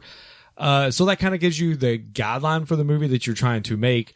Then it is up to you. You use worker placement and set collection to write your script, hire actors, and just do other things that is movie, producing type things. And it's kind of neat because you can kind of go 2 different routes. You could either make, the way they kind of described it is you can make 2 big blockbusters or 7 trash movies. Time to go the B film route. I saw pictures. I saw one picture. I know it had the director's, the scene clippy board that looked like the storyboard. Yeah. That looked like the your player board that you used, but I couldn't find anything else about it. I know I saw that somewhere. I don't know if that was maybe an early prototype or something like that. But and they are doing what we hate when game companies do. They are releasing 2 expansions with this at the same time. What's up with that? Yeah. It's like they over designed the game, and the publisher is like, it's not Make it going to sell. expansions. Yeah, cut some of this out. That's an expansion. So the 2 expansions they're coming out with is blockbuster titles and horror movies, and everything's very like parody. Like I know the one picture had like a so it's not actual licensing. no, it's all parody. Like I know the one picture is like it has a guy with a red like vest on looking at his watch next to a silver car, and it says teenager goes in time. So, but in like the same Back font. to the Future, But yeah. in the same font. So I love parody and things like that. So That's a cool way to do it. yeah. Because it's too expensive to try to get all those art IPs. IPs. It kind of reminds me of like a movie version of what's the CCG game that I own, Millennial Blades. Oh, yeah. Yeah. Okay. So it kind of looks like that. So Cool. All right, for me, my next game is Paranormal Detectives. It's by Lucky Duck Games. It's kind of like Mysterium in a way. One person is going to play a ghost, and they're going to communicate through a couple of different ways. One, kind of like the same way you do with Mysterium, you put out these tarot-sized cards. But other ways are you're going to use a hangman's knot. I don't know exactly what you're going to do with that, but you're going to tell a story or give some kind of information with it. Also, you're going to create a word puzzle on a talking board. And you're going to also take the hand of one of the detectives and draw using their hand, I suppose. this sounds really awkward. It will be. So looking forward to maybe Making checking people it feel out. awkward. Right. That's awesome. Yeah. We're definitely getting this one. Next up on my list is Kingsburg, the dice game, which is exactly what it sounds like. It's Kingsburg, the dice game. Dope. I like Kingsburg. Except it doesn't seem like it has a lot of interaction. I don't know. And Kingsburg is a dice-based game. Yeah. Somebody made a comment that says, I thought Kingsburg was already a dice game. Right. But I mean, it's a roll and write is what I mean by that. Oh, okay. Yeah. So you have a paper that you're writing on. And just like in Kingsburg, there's the last space, like the really cool buildings, but you can only build those once. And I mean, it really just sounds like it's the same stuff, but I don't know if you actually interact with each other. Like in Kingsburg, you take a space, nobody else can take that space. Right. But I don't think you're doing that. Maybe, I don't know. Somebody briefly translate it with Google Translate. There's a couple of videos, but I can't remember if they're actually in English or not. So there's not a whole lot about the game out there other than it basically sounds like Kingsburg, the roll and write, which I don't know. We'll see. We'll see. I would give it a try. I'll probably give it a try. I doubt it's going to be better than Kingsburg and probably be a waste of time, Yeah, maybe. but it definitely piqued my interest. Yes. And that's what this is all about. Exactly. It's not about if they're good or not. It's just what got us interested. That's Right. true. Hey, Stacy. Yeah. Well, so my next game is Cooper Island. It's from Capstone Games. It's a Euro style worker placement game. The board looks pretty neat. So it's got like this center board, and then it kind of has like 4 different boards coming off of it, and that's where all the players start on is their own like section of the board that's offshooting from the center. And it's kind of like an exploration game to where like you're exploring the tiles and getting resources and stuff like that. And there's barriers you have to take down to get further into it. And everyone's trying to get to the center. More stuff happens after that, but it just the layout of the board and everything to that point. I think you get ships eventually and kind of like drive around in the ship. I guess sail is what you do. You drive ship. around. You drive around in the ship. So, but it is by the person that made Lagrange, so Fair enough. it's promising. Yeah. Nice. No, I like Lagrange. That's pretty awesome. I also like the dice game too, which I've I yet do to buy. too. No Siesta. Yeah. I end up picking that one up myself. Probably. Next one for me is Tapestry. I know that went on pre-order or whatever, and a lot of people already have that. But hey, if you don't, you can go to Essen and pick it up as well. Well, a lot of reviewers have it. No, you Well, you pre-order. Is it out yet? Oh yeah, People got it delivered? right. Oh, well, whatever. Well, a lot of people got yeah. The first What was that, a round's already out. Kickstarter? Is that what you said? Or No, I don't think it went on Kickstarter. I think it he was just a preview. pre-order. Pre-order. Oh, right. got you. But the pre-order was, I believe he opened it up like a week before it shipped out. Oh, wow. Yeah, or maybe 2 weeks. I don't know. It was pretty soon after.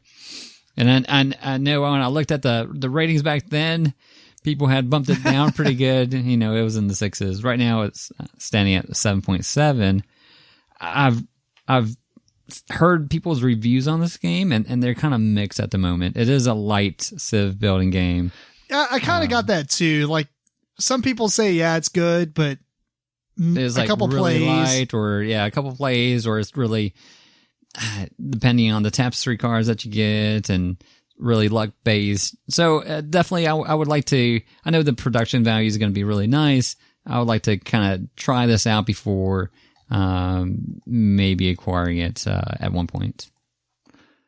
Cool. Next up on my list is a game that we actually talked about on the news section at one point. I think it's Heaven and Ale expansion called Kegs and More. Kegs and More.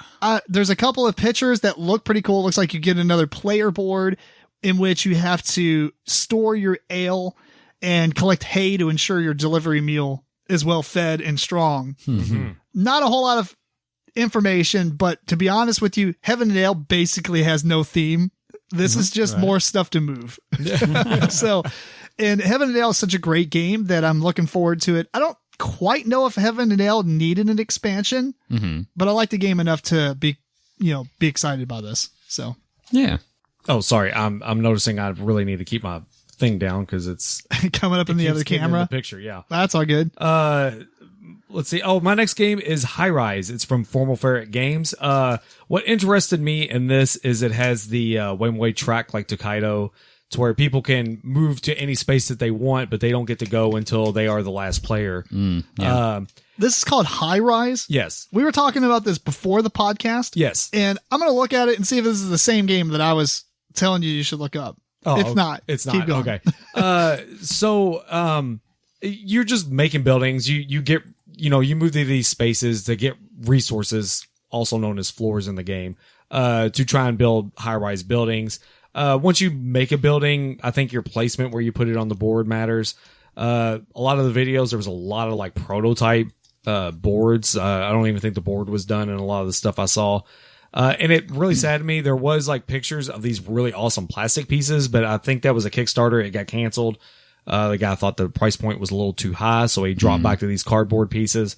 No. I hope he changes his mind because they look really awesome. And there is like a corruption track on this also. So like, I think every space is like, well, you could get this action, but if you could get a little bit better benefit, but you have to take a little corruption, to be able to get that benefit. And then, if you're each round, I think, if you're the highest in corruption, something happens like a penalty, but at the end of the game, everybody's corruption will come into effect. So I guess if you're kind of staying with everybody throughout the game, you just don't want to be the most, right. It sounds like. So, yeah. All right. Cool. Next for me is Chocolate Factory by Alley Cat Games. It's a Euro game where players take and make chocolate. It's kind of cool because in this game you have a player board. You have like a little conveyor belt on your player board where you're moving stuff to the left, and it pops out on the right. So it probably is a little gimmicky, but would like to give it a go and see what's about. Fair enough. Matt, I'm going to inject this one in here. I didn't really read it, but I'll just read the paragraph. Okay. Basically, it's called Namiji, Namiji. Namiji? Sure. It's published by Funforge, same people. It says, Namiji features gameplay similar to Tokaido. The action spaces are laid out on the game board in a linear track, with players advancing down the track to take actions. The player who is currently last on the track takes a turn by advancing forward on the track to their desired action and taking that action. So players must choose whether to advance slowly in order to get more turns or to do rapidly to beat the other players to the desired action space. What players are doing on the track differs from what they do in Tokaido. It literally sounds like Tokaido 2. Right. And the artwork looks like Tokaido. Exactly. So, except for it's a square board and you kind of go around the board in like kind of a weird squiggly pattern. Right. But I mean, it looks like Tokaido, except for your player board has a ship. You're putting stuff on there, I guess. I don't know. Looks kind of neat. Gotcha. I'll pretend that's one of my games. Oh, was that one of your games? Yeah, sure. Okay. Why not? Add it to the list. My next game is Fistful of Meeples by Final Frontier Games. First of all, the name grabbed me because I do like the Sergio Leone spaghetti westerns that had Clint Eastwood in them. I always thought those were very entertaining. But this is Wild West Mancala. So essentially you got a board, and it's got a bunch of building or places it could be buildings around the outside. You're essentially picking up these meeples and dropping them in the street, and whatever building they're in front of, then they can go inside, and they don't really interact with the building. They interact with the people that are in the building. So like there is a drawbag that you can get gold and it's our Kentucky accent just coming out in this that you can get gold and stone that you pull out of this drawbag. You can use the gold to buy things, obviously, and then the stone is used to build actual buildings around the outside. What's kind of neat though is like if you have gold, or no, I don't know how the people keep their gold or whatever, but the thieves essentially when they go into a building, it's like they take gold from people. And there's different, like there's a sheriff, and so whenever the sheriff goes in, the thieves will get thrown in jail. And everybody's just using like the same meeples and all this. But you can't have a shootout in the middle of the street. I thought that was kind of neat. So yeah, it's just, it seems interesting. So cool. Next one for me is, the New Castles Burgundy. It comes with 11 expansions, 10 that was previously released prior, and one new expansion. It comes with 11 expansions? It comes with 11. They're little mini expansions. Oh, like modules, basically. Right. So yeah, the box is a lot better looking than the previous version. And also the board and everything is a lot brighter and colorful. So, is it brand new artwork? It is. Okay. Oh, yeah. So it might be okay to look at now. Right. So, if you like Castles Burgundy, check it out. You going to pick this up, Eric? I probably will. Fair enough. Next one on my list is the only 2-player game that I put on here. It's also kind of a kid's game. Oh. It's called Mine Deeper. So M-I-N-E, like you're mining stuff. Mm-hmm. The game essentially has this plastic 5x5 grid that stands in between the players. And each person's going to draw from a deck, and it'll tell you in this grid, it's like a plastic, kind of picture it like an Expedit shelf. That's exactly what it looks like. And on your side, you draw this gem sheet, and the gem sheet's going to tell you where you put all these gems. There's gold gems, there's red gems, and there's blank spaces. Well, actually, I guess there's gray gems too. And so gray, blank spaces, maybe it's all gray. Gray, gold, and red, whatever. There's 5 red gems, and that's the goal of the game. You're trying to find these. So if Eric and I are sitting across from each other, I put which we are in real life. Not on camera, it doesn't look that way, but I will seed this up based on the card I got. You will seed your side up based on the card you have. In the middle of each of these cubes is a block that you push with this little shovel. And when you push it, it's going to knock the gem off on the opponent's side, and it's going to fall into the tray, and the tray is tilted to where it'll slide off to the left and show you what you found. And the reason you're doing this is because gray gems, I don't even think they're worth points. Well, actually, I know they're not worth points. They provide you no information. Yellow gems means that there's, maybe gray gems means, I don't remember what it was. One of them means that there's at least one other gem next to it, and another color means there's at least 2 gems next to it. And the whole idea is you're trying to find all 5 red gems before your opponent does. So on your turn, all you do is you push a block, and knocks the little thing off, you're done. And then you put it on your card. You have a blank sheet that you kind of keep track of where stuff is. So it's basically a Minesweeper. It pretty much sounds exactly like Minesweeper, except you're finding 5 gems. It looks pretty cool. I might be wrong, but I'm really thinking that this is developed by the same people who did Bling Bling Gemstone. It's published by, what is it, Korean Board Games? Yeah. Something like that? Well, yeah, the Korean company. Korean Board Game Company. Yeah. And I think that same symbol shows up on the Bling Bling Gemstone, even though it was published here by Mayday. Right. Or whatever, Hobby World or something. So anyway, it looks really cool. I'll probably end up getting this one because it'll be fun to play with Theron. Awesome. Yeah. My next game is Ratville by Ediciones Primigenio. I've never heard of this company. It comes with a Spanish and English version, so I would assume it's a Spanish That's company. the cool thing about Essen is you find all these games that pretty much will never come here. Yeah. So there's not a lot on this game, but the box was really neat. Essentially, the setting is you are leader of a group of survivors that lives in the sewers now. I assume something bad happened and there's bad things on the streets. So you just stay in the sewers and live. Because we're Ninja Turtles. Yeah, we're Ninja Turtles now. But it is a dice rolling, hand management, modular board, and it has variable player powers, is what they listed as mechanisms. It says it mixes cards and dice and resource management to develop a community and confront terrifying creatures. That's all I have on it. There's nothing else about this game. So that's fair. And the box art was really neat, if I didn't say that already. But I think that running through this, sometimes the box arts would grab you. Yeah. Oh, yeah. So, well, I mean, there's 1,100 games. It's kind of hard to read about every single one. Right? Agreed. Next one for me is Glenmore 2. We actually ended up playing the original Glenmore on tabletop. It did show us age a little bit, so this one's going to have a better artwork. It's going to expand the gameplay, so it's going to change it up a little bit. And the Chronicles part of Glenmore 2 is 8 campaign style things. Campaign, like mini expansion kind of things to it. So sounds very interesting, and it's one of the ones that I would either pick up or definitely at least try out. Cool. Yeah, I think that one was good enough for me to really consider buying it. Mm-hmm. And so when they talked about Glenmore 2, I was like, man, I'll wait. Just get that one. Right. I don't even know if the first one's hard to find or not, but I believe it is. Gotcha. It's out of print. I've got 2 for this next one, and it's basically 2 pitch car expansions or extensions is what they call them.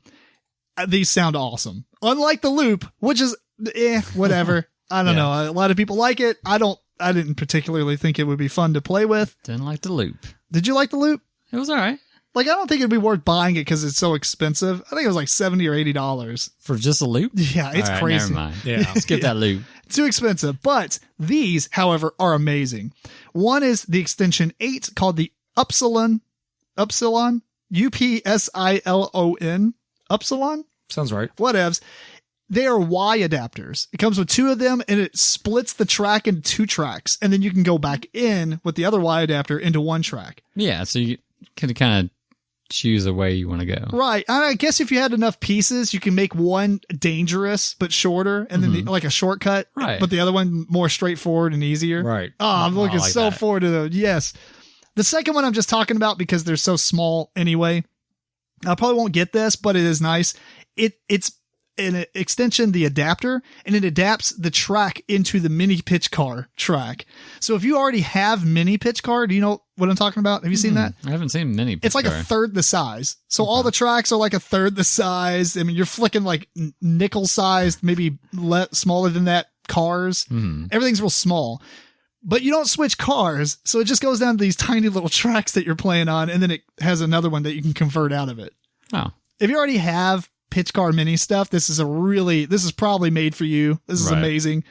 I don't necessarily know I'll get it. I have a lot of pitch car stuff, but I don't have any of the mini stuff. It's very sad because at one point it was on sale on Cool Stuff for like dirt cheap.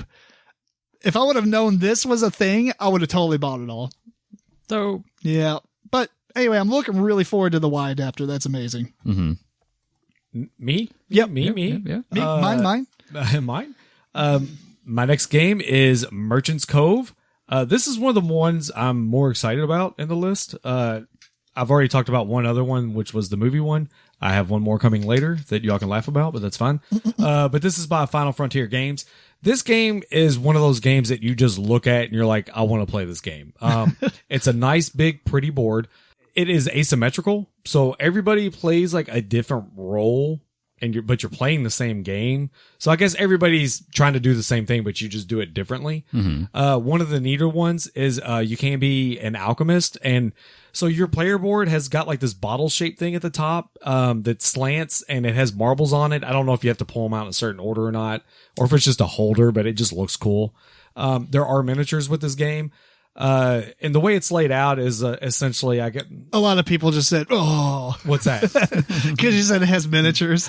The miniatures are just for like, they could have used cubes or something. Like I know. Okay. Yeah. Anytime somebody mentions his miniatures, some people get completely turned off. Oh no, it's just they're literally just to like, I think because you can hire town folk or something like that, and that's what they are, is like just people to put on your board. Gotcha. I really don't know much beyond that. There is a little bit about this game out, but what was the next part I was going to talk about this game? Matt Drew Blake. Oh, it's got a it's one of those things. So like you're taking actions but depending on what action you take, it costs like a certain amount of time. And there's a clock on the board that like it has hands on it, but that's kind of how you keep track of who gets to go next.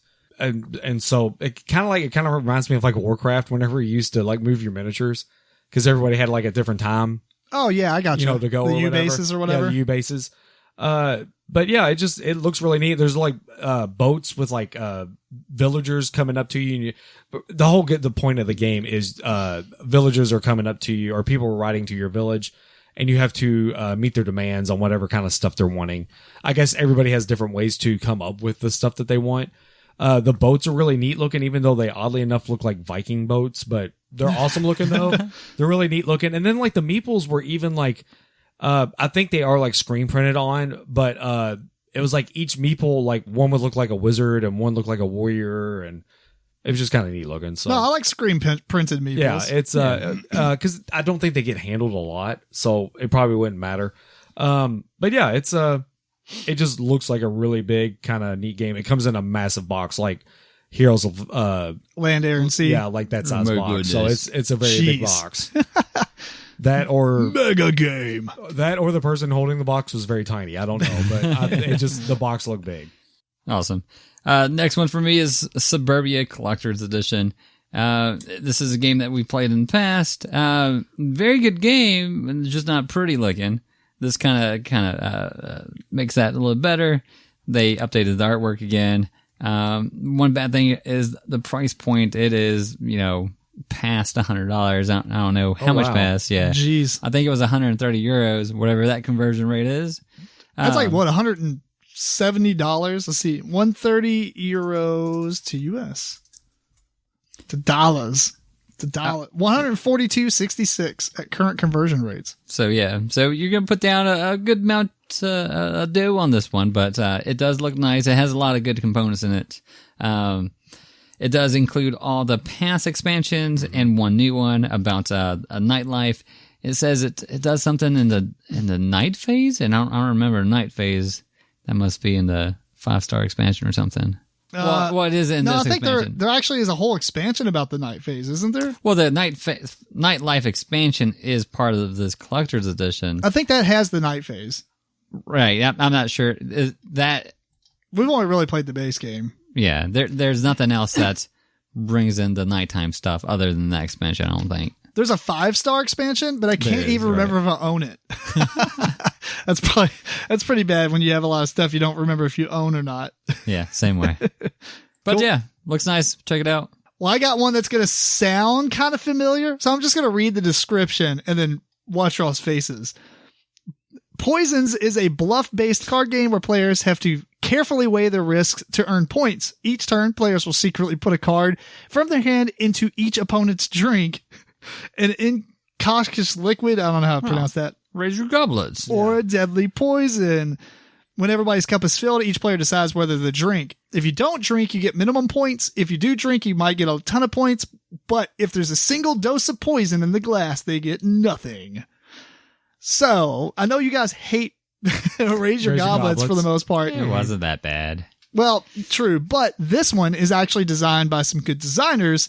We have Chris Darsaklis, which he did When I Dream. Okay. And it's also co-designed by Bruno Faduti.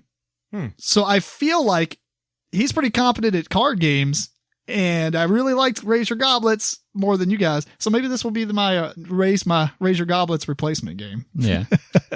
I don't know. It's just, I like the art. This is by Ankama, or published by Ankama. I really like the art of the box. I'm not too sure about the cards. The cards remind me of kind of like a Dixit style eclectic art. Oh. I'm not sure. Kind of like When I Dream art. Yeah. Well, no, actually more Dixit. Like When I Dream's kind of more like curvy and very bright. This is very colored penciled style artwork and kind of weird. Anyway, there's some advanced gameplay where you got different drink things that you can add into people's drinks, special abilities and such. So I don't know. It looks really cool. And the fact that it is going to replicate or do some of what Raise Your Goblets, even though Raise Your Goblets had some sweet goblets, this should be pretty fun. My next game is called Skytopia. It's by Cosmodrome Games. There's not a whole lot about this game. It is a worker placement, and it sounds like you engine build with that also. Essentially, the story is something about like finally like these golems wake up and they're going to help you build the city. The art looks awesome. Yeah, the art on the box. Again, that's kind of what grabbed me into it. Yeah. But it's there's nothing else besides it. It sounds like there's a big gear clock that you use probably for like the turn sequence or something. But it sounds like you send golems out, they build stuff for you, and then that will give you some kind of activation power to use, for the rest of the game. So kind of building like a little engine. But it sounds neat. So yeah, it looks really good. Yeah. What you got, Eric? Next one from me, yeah. So it's Gugon Pangun. Hopefully I said that right. So it's a expansion to Gugon, which has 4 different modules. Not sure why everybody wants to go that module route. Kind of like here's this expansion, this is all it adds, instead of here's these 4 modules. I really like here's a bunch of stuff, shuffle it in. Right. And that's a new game. Yeah. So I like that a little better, but this adds a little bit more. As a summer panelist, Peasants Revolt, Palace Stairs, and extra decrees and gift cards. So adding more to the game that I really like can't be bad, right? So that's fair. Yeah, that's fair. I mean, I haven't played it, but you said it was a good game. It was, yeah. Next up for me is by Inside Up Games. It's called The Quick and the Undead, which is a great punny name. Mm-hmm. I mean, that's fantastic. The artwork on the front looks great. It's a zombie being shot to death by a first-person view with a cowboy with some 6-shooters. It's fantastic art. There's really not a whole lot about this game out. No pictures, no rule books, not even forum post, anything. But they did a good job on the description, which basically reads, each phase or round of the game is played over like 3 action phases. And what you have is an 8-sided die, and everybody kind of hides that die and selects an action space that they're going to want to do, like number 4. Mm-hmm. When you reveal, you're going to go to those action spaces with your little player meeples, or they call them outlaws, I think. And when you go to that space, if 2 or more players go to the space, they have a shootout, so some combat resolution probably. And otherwise, you're trying to kill undead. There's a bunch of undead that you're trying to kill, and after you play a character, then you'll do it again. You'll do it again. So you'll do 3 actions, but you can't do the same action twice because your guy will be there. Maybe I wonder if your guy gets shot, then you can go there again. Because if you got shot in the duel or something, it doesn't say that in the description. But at the end, you'll be able to buy a building, which gives you special abilities. And that's going to be 1 day after you do 3 actions. Basically, after that, you'll gather up all your guys. And the game has a trigger where if there's less than the number of players worth of zombies in the street, the game will come to an end. Otherwise, you play another round and kind of do the same things over and over. So, sounds really cool. The art looks great. I'm glad they added a really cool description of the round overview. And I'm looking forward to seeing how the actual game looks, because if it looks anything like the artwork, it's going to be awesome. Right. My next game is Imagineers. It's from Maple Games. What kind of reeled me into this was the box art looked neat. I kind of looked at it then. No. Okay. So you're building. What's it called again? Imagineers. Okay. You're building an amusement park. I think it's kind of like a pick up and deliver with meeples and stuff like that. And it sounds like you move the meeples around, try and get money, buy new roller coasters. I think I was expecting to see like kind of like was it Steam Park? Steam Park. It's just tiles though. That kind of let me down a little bit. I was like wanting to see some like 3D stuff on the board. So yeah, it was just kind of a letdown. I was expecting just a little bit more. That would have been like really cool if they did that. But yeah, we'll see it. Maybe it plays decent. So sweet. We give you a little 2-for-1. Everdell, they're going to come out with 2 expansions by Starling Games as Belfair and Spirecrest. Belfair has some modules as you can play with 5 or 6 players now. It also has a new market, as well as new end-game goals and some special event cards.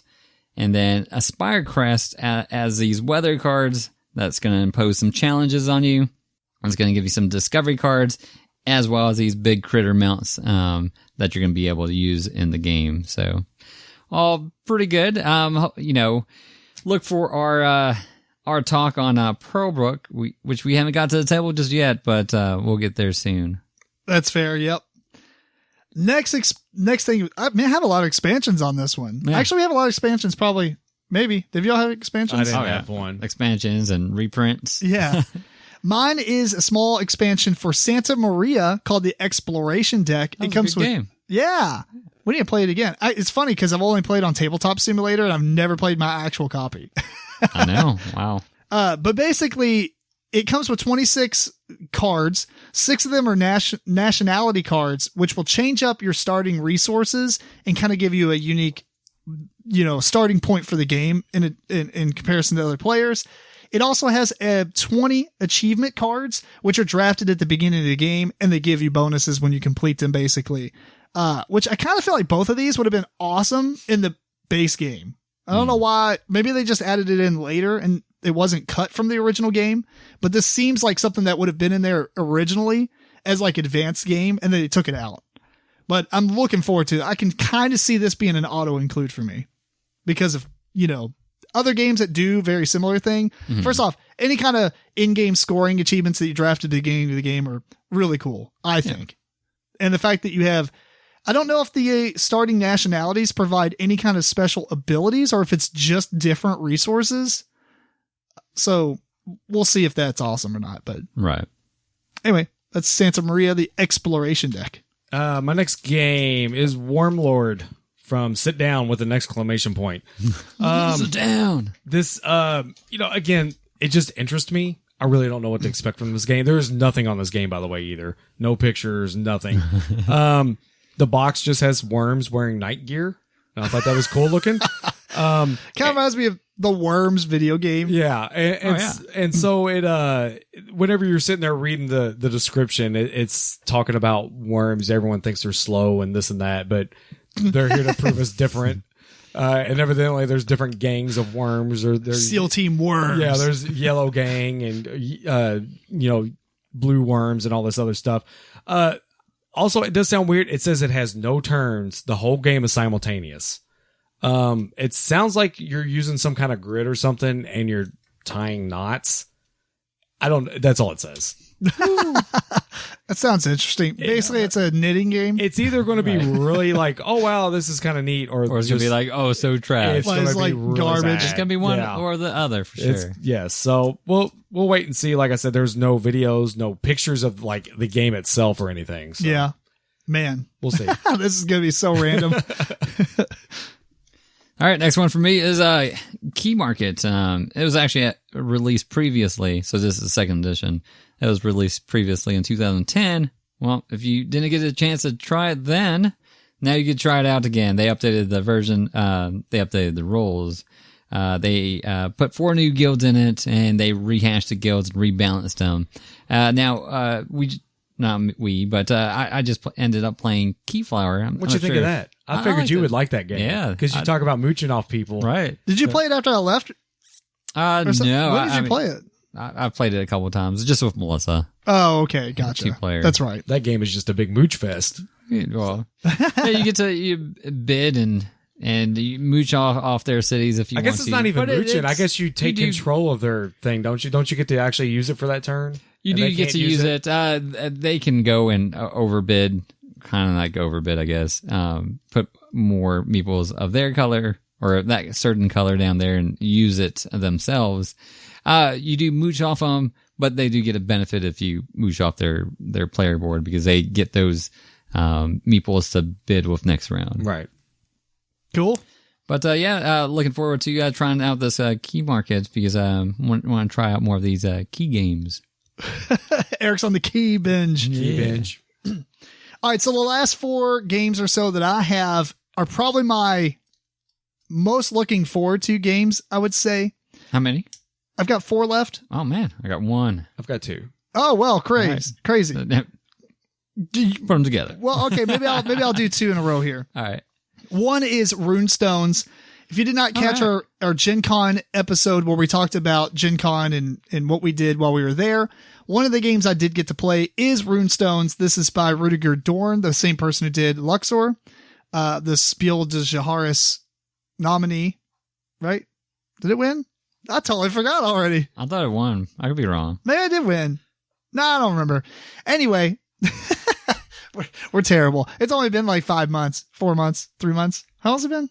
Who cares? In Runestones, players are using their cards to buy more cards, and they're going to buy these Runestones that give you special powers.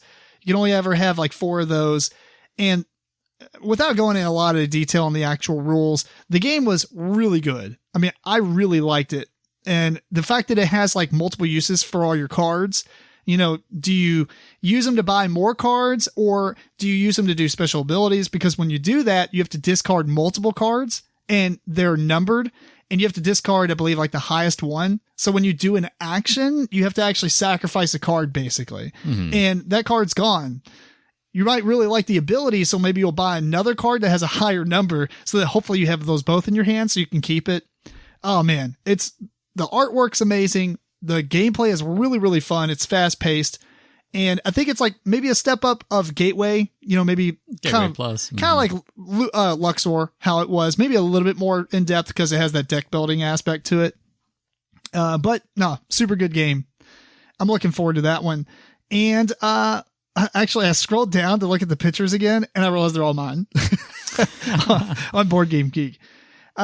Anyway, next is, I'll just do 2 here. Next is Word Bank. I'm not usually a big word person, like a word game person. This game looks awesome. So it has a deck of cards similar to Spot It, where they're all circles. They kind of look like the combination locks for a vault. You know, the back of them do. And what you do is you flip out 7 cards in a circle around the deck. All this circular stuff kind of gives the idea that you're trying to break into a vault because you're trying to guess passwords. Anyway, each card has a giant letter on it, like R, F, G, I, whatever. And each letter, depending on how hard it is to use, has a certain amount of spaces that you're going to put gems.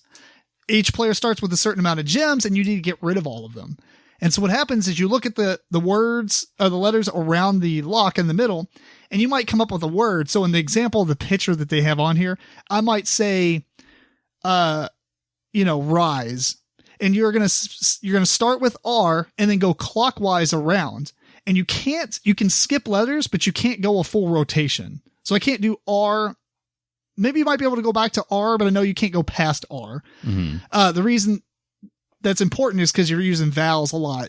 You might skip over a lot of consonants to get to the vowels. So anyway, you'll do rise, and you'll skip the F, the G, and the I, not the I's. You'll do the I, and then S, and then the E.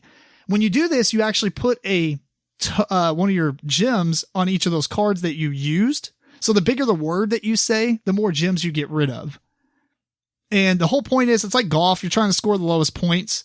So at the end of the game, whenever somebody ends it, I don't really necessarily understand that part, because if you get rid of all your gems, don't you pretty much automatically win? But whatever. There's probably might be playing more rounds, maybe. It said, well, maybe you do a certain amount of rounds, but I don't remember if it actually said that. It says, after your turn, as soon as a player has no more gems in front of them, the game ends. Each player counts all the gems in front of them and on letter cards in play. That's what it was.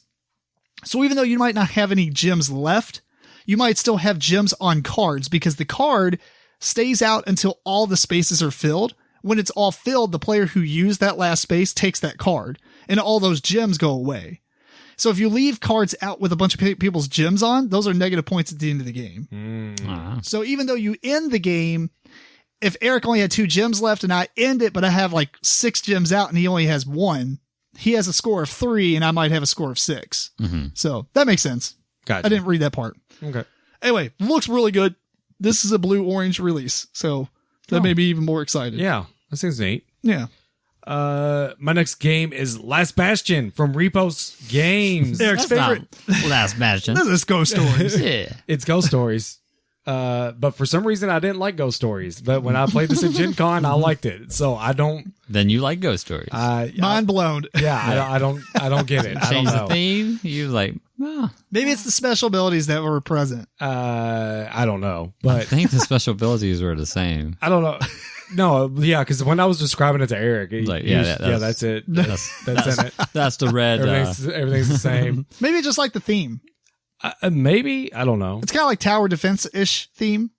Kinda. Not really. I mean, but it was kind of the same thing in Ghost Stories, but Well, I mean, yeah. I don't know. Maybe it was just a bad experience. Maybe you should play Ghost Stories again. Ghost Maybe I Stories should. just beat you down. Yeah, maybe I could play Ghost Stories again because Yeah. I know what it is now. Yeah. All right, last game for me is Marco Polo 2. It is on behalf of the Khan. So in Marco Polo, you are traveling off to the east to go to Beijing. This one is a standalone game. You are traveling to the west on behalf of the Khan. So I didn't see a lot about this game out just yet, or I didn't see it in my just looking at it real quick. There's a few pictures and a description. Right. So I believe it's gonna use a lot of the same elements. I bet they changed it up a little bit. But I like Marco Polo quite a bit, so I'm looking forward to seeing what they bring with this one. Cool. I've got two more. One is well, I'll just do one. Matt, you got one more? Mm-hmm. Then you're done, Eric? I am done. All right, cool. I'll do one. Matt will do one, and we'll finish with my last one, which will be epic for many reasons. All right. This was called Expedition to New Dale. It's by Lookout Games, and it's essentially the board game version of Oh My Goods, which is a small little card game that you only play with cards. The rule book is out. I skimmed over it, but I didn't really read through it all because we were doing so much research on all the other games. The cards look just like Oh My Goods. The action structure, or not the action, but the round structure looks similar, except the event card comes out and then a random number of meeples come out, which is kind of adds a press your luck element to it because you might be trying to build certain things and need certain amounts of meeples or whatever. And so you can maybe press your luck and get, one away, and hopefully that comes out for the next event type of idea.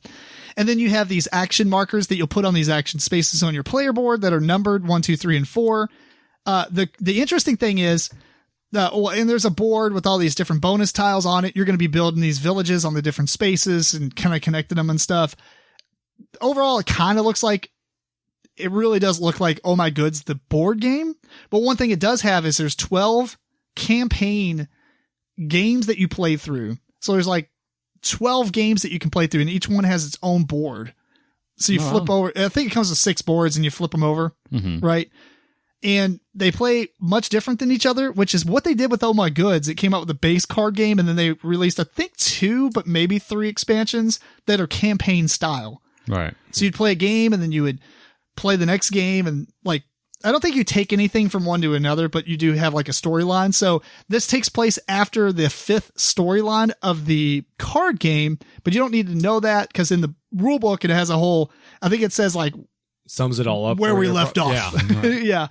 And it just looks super, super good. I'm very excited about this one because I like Oh My Goods, but too. The fact that it's a board game and it's expanded a little bit, that's awesome. I'm in. Sweet. My last game is one of the ones I'm more excited about, and everyone can laugh at me, but I don't care. It is Minecraft Builders and Biomes. It is by Ravensburger. They have been doing decent with IPs that they've been buying here lately. They've got the Jaws game and the Jurassic Park game, supposedly Horrified. decent. Yeah, Horrified. This game there was already a Minecraft game, but it was very just like play cards and this and that. This feels a little bit like more Splendor. Yeah, this is a little bit more fleshed out to where there's like a grid of cards in front of you that has different, like, as the stacks are turned over, it's like a certain biome. So it might be like a desert card or a forest card or something. And you move around to be able to pick the biome card up. Then you do actually have a player board that you're trying to place all the cards on, or the tiles, I'm sorry. And eventually you will get resources. So you also start the game with I want to say it's probably like a 5 by 5 by 3 tall cube. And scoring is determined by once the last cube is taken on each level, then that is when scoring. So you can kind of like get into the second and third level, but until the whole top level's gone, scoring won't happen. Oh, that's kind of interesting. Yeah.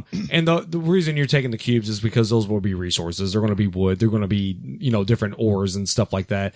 And, the reason you're doing that is because as you're making your own like little, exploring your own little map in front of you, there can be buildings that you can build on each one and stuff like that. And I do know part of the scoring is done by, on your player map that you're building, having like, contiguous. Yes, thank you. Areas of certain biomes. So if you got like a T shape of desert, then that's going to be like 4 or 5, however many. Yeah, you got. It just looks like it's actually a very well fleshed out version of Minecraft. It's. I'm surprised it took someone this long to do it, but that's cool because I would think that would have been a pretty decent, gravy. No, I mean to jump on, but. It's funny because when we were playing Unearth, I kind of get a little bit of Minecraft feel by the blocks and stuff. Right. So I always thought they could make a good Minecraft game if they put them onto it. There is, I don't know that there's really like crafting swords. I think you kind of find them. I could be wrong on that, but there are mobs too. So there's Endermen and creepers and stuff like that. I guess they flip up on the tiles that you're walking around with. Yeah. But you can fight them to get different things and stuff like that. So. Well, that's cool.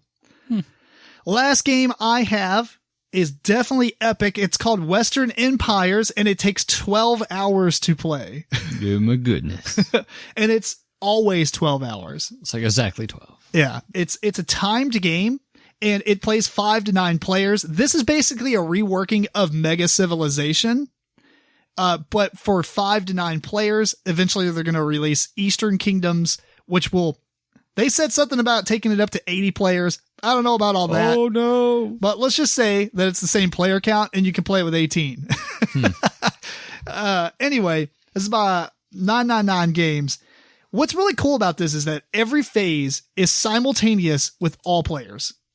So they're all timed phases and you just do stuff, which kind of really makes me think Sinji style gameplay. Right. And there's a trade phase, much like, Trade on the Tigris, where you have all these different resources, but the best resource of each, so like the highest gold, has a calamity to it.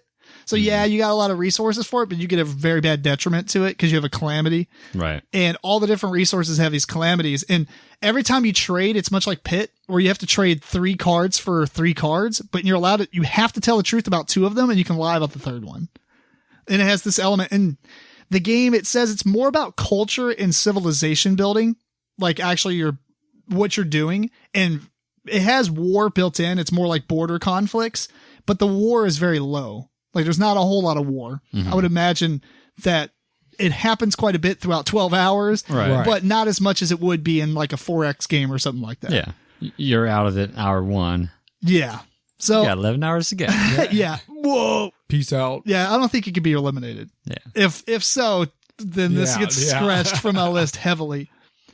But man, it's just, when you look, there's no pictures of it, but there is a Board Game Geek from Gen Con where they kind of previewed the game because it's going to be coming out. And it just looks crazy. The board's huge. It kind of reminds me of, what's that game you had? History of the World. Okay, yeah. Like idea-wise, what's going on, but there's all these player boards and stuff you can go up on. All these different civilization cards, I think, or not civilization card, but like technology cards. I think there's like 51, but you only use about 20 of them or so, 25 of them. So you can play the game a few times, which you probably won't. But this would be a good... some people will. The fact that it's... The reason I also like it is because I really wanted to get Mega Civilization. I was like, that sounds amazing. We'll play it one time and we'll never play it again. Mm-hmm. But the fact that it's 12 hours consistently, because probably a lot longer because you might want to take a break or two. Take a break. Right. Yeah. But if you set a time limit on each phase and everyone goes at a time, there's not a single phase in the game where one person resolves something before another person. It's like time to move. You have 5 minutes and everybody starts moving stuff. So I don't know. Hopefully that's done really well to where it's not so irritating with, I'm going to move there. Why did, stuff like that. Yeah. But sounds very, very awesome. Western Empires. Well, this is a shorter podcast than normal. I kind of set it up for George. He's out, so we have a few minutes. But while we're at it with Essen, do you ever see yourself going to Essen? I mean, I know we talk about it a whole lot, but that's a huge investment to do. Right. Not unless I was going there for something else or someone paid for me to go there. But if any of those two happened, yeah. If I was there or around there, I think we'd have to be pretty big podcast and have like Kickstarters and stuff and have people like help pay our way because I don't see me going through this. I might go one day. I don't know. Yeah. I'm not going to say I wouldn't ever. No, right. No, I don't know. It'd be cool though. The only thing I don't like about it is that apparently it closes each night. It's not a 24-hour convention. Oh. Which is slightly irritating, but they say there's a lot of space to go and play games after hours. Mm-hmm. But there's like not all the hotels and whatnot. It's just like Gen Con. Yeah. But are there events that I don't think any events are scheduled to run after hours unless they're not part of the convention technically, quote unquote. So It doesn't feel as like Gen Con is literally like, it's a 24-hour convention for 4 days. Yeah. Origins like 5 days, 24 hours a day. There's always something to go do and get into. This one's more about consumer show, stops, go home, play games for however long, come back to the consumer show. I'm not even really sure if there's a ton of events. I don't know. I bet there is. There probably is. I would assume there have to be. Right. Play events to play games and exactly. Same thing as Gen Con. Other major conventions, there's going to be tournaments and there'll probably be a lot of tournaments. I wonder if there's a lot of non-gaming stuff, like cosplay. Like they do the spa events at Gen Con, which is I learn how to tie bondage ropes. Right. Yeah, Gen Con had some weird events, but I don't know. I was thinking about that as I was going through this list. There's so many really cool games that we've talked about on the Essen lists in the past couple of years. And you don't see some of them even make it stateside. Right. So it'd be really cool to go there and buy stuff. I'd pick it all up. Yeah. Oh, man. I think it would be so expensive because you'd have to ship all that back. And put it in my luggage. You just take the clothes that's on your body and like 3 empty suitcases. Exactly. Yeah. That's the only bad thing is if you bought a ton of games, how do you get them back without spending a ton of money? Mm-hmm. So. Luggage. All right, we done with this? Yep. We want to thank you. Well, it's time to wrap this episode up. I'm going to read the script here. We want to thank you again for tuning into episode 84 of the MeepleCore Podcast. This episode was recorded on October 7th, 2019. Please send us your questions and comments to meeplecore@gmail.com. Follow MeepleCore on Twitter, Facebook, Instagram. Check out the video versions of the show on youtube.com. Check in next time for our Alphabet Soup episode where we go through all the letters of the alphabet and talk about our favorite game that starts with each letter. That sounds amazing. Tune in 2 weeks. Until next time, this is Tim Jennette, the Metal Meeple. Matt RoBear. And Eric Ledford. Keep on rocking and rolling dice.